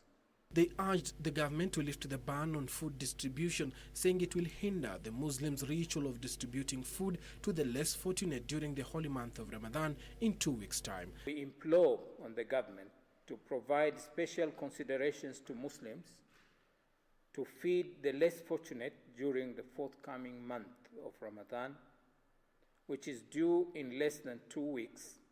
They also faulted the Salaries and Remuneration Commission for warning counties from giving incentives to medical officers battling the pandemic. Ikiwa kuna baadhi ya kaunti wanaona kuna umuhimu wa kuwapa motisha wanaofanya katika wizara hii kuhifadhi uhai, tunaomba serikali wakubalie waendelee hivyo, kwa sababu hawa ndio wanaosaidia kuokoa uhai wa watu. Suleiman Yeri, Channel 1 News. Further afield, North Korea's legislature has approved a budget bill that focuses on economic growth while increasing health expenditure by 7.4% compared to last year. The country's legislators discussed the coronavirus pandemic while acknowledging that it could create some obstacles to the country's economic progress. So far, the novel coronavirus has infected more than 1.8 million people and killed at least 114 worldwide, according to Johns Hopkins University. North Korea's parliament held its third session on Sunday in the absence of the country's leader Kim Jong-un. At the session, the lawmakers approved a budget bill that focuses on economic growth while increasing health expenditure by 7.4% compared to last year. North Korea has not officially reported any confirmed cases in the country but has quarantined people returning from China since the outbreak began, while a total of 25 new cases of the novel coronavirus were reported in South Korea Monday, bringing the country's overall cases to 10,537 and death toll to 217. After China, South Korea has been Asia's most heavily affected country by the pandemic. China's National Health Commission announced 108 new cases of the novel coronavirus Monday morning, the highest number in at least a month. The vast majority of the new infections were imported. India recorded 796 new cases of coronavirus in the past 24 hours, bringing the nation's total to 9,152 confirmed cases as of Monday, according to the country's health ministry. Meanwhile, the death toll in Italy and France, two of the countries worst affected by the coronavirus, appears to be slowing as the number of people confirmed to have the disease across the world rose by 1.8 million. Italy's Civil Protection Agency reported the lowest number of coronavirus deaths since March 19, with 431 fatalities recorded in the last 24 hours compared with 619 the previous day. France reported 315 deaths in hospital over the last day compared with 345 the day before. In Africa, there are now more than 14,000 confirmed cases of coronavirus across the continent, with a number of African countries imposing a range of prevention and containment measures against the spread of the pandemic. Globally, more than 114,000 people have died from the new coronavirus, while nearly 422,000 have recovered, according to the data compiled by Johns Hopkins University.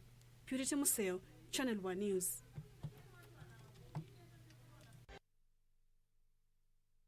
we wrap up Channel 1 lunchtime news on this Easter Monday.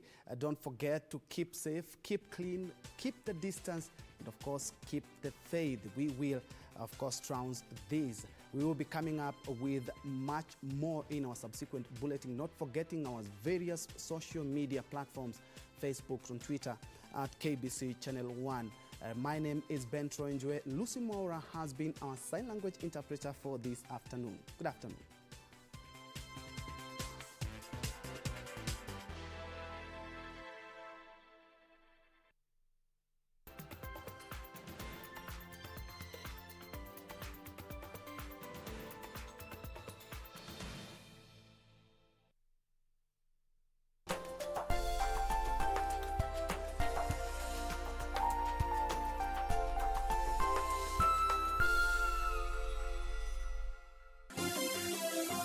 Vera Beauty College. Vera Beauty and Fashion College, with branches in Nairobi, Eldoret, Thika, and Meru.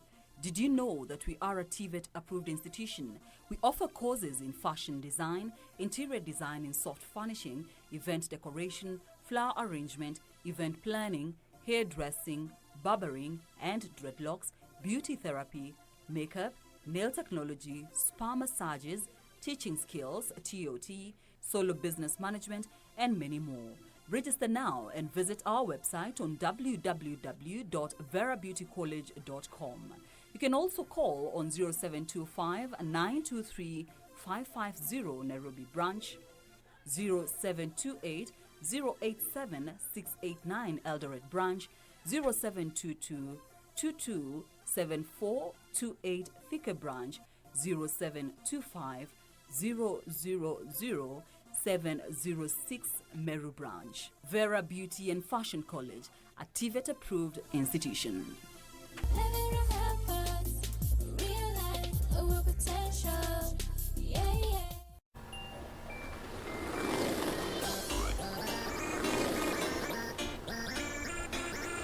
Yo, remember, ukitaka kustay safe from coronavirus, lazima ufuate hizi steps.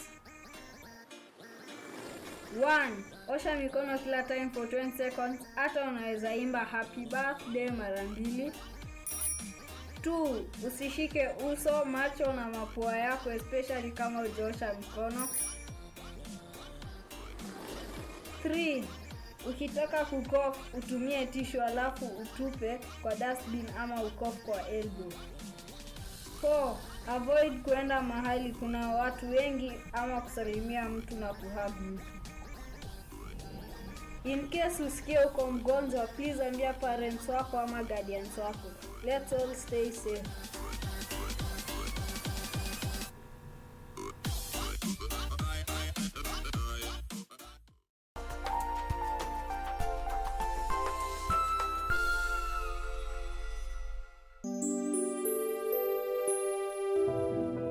Alimwahidi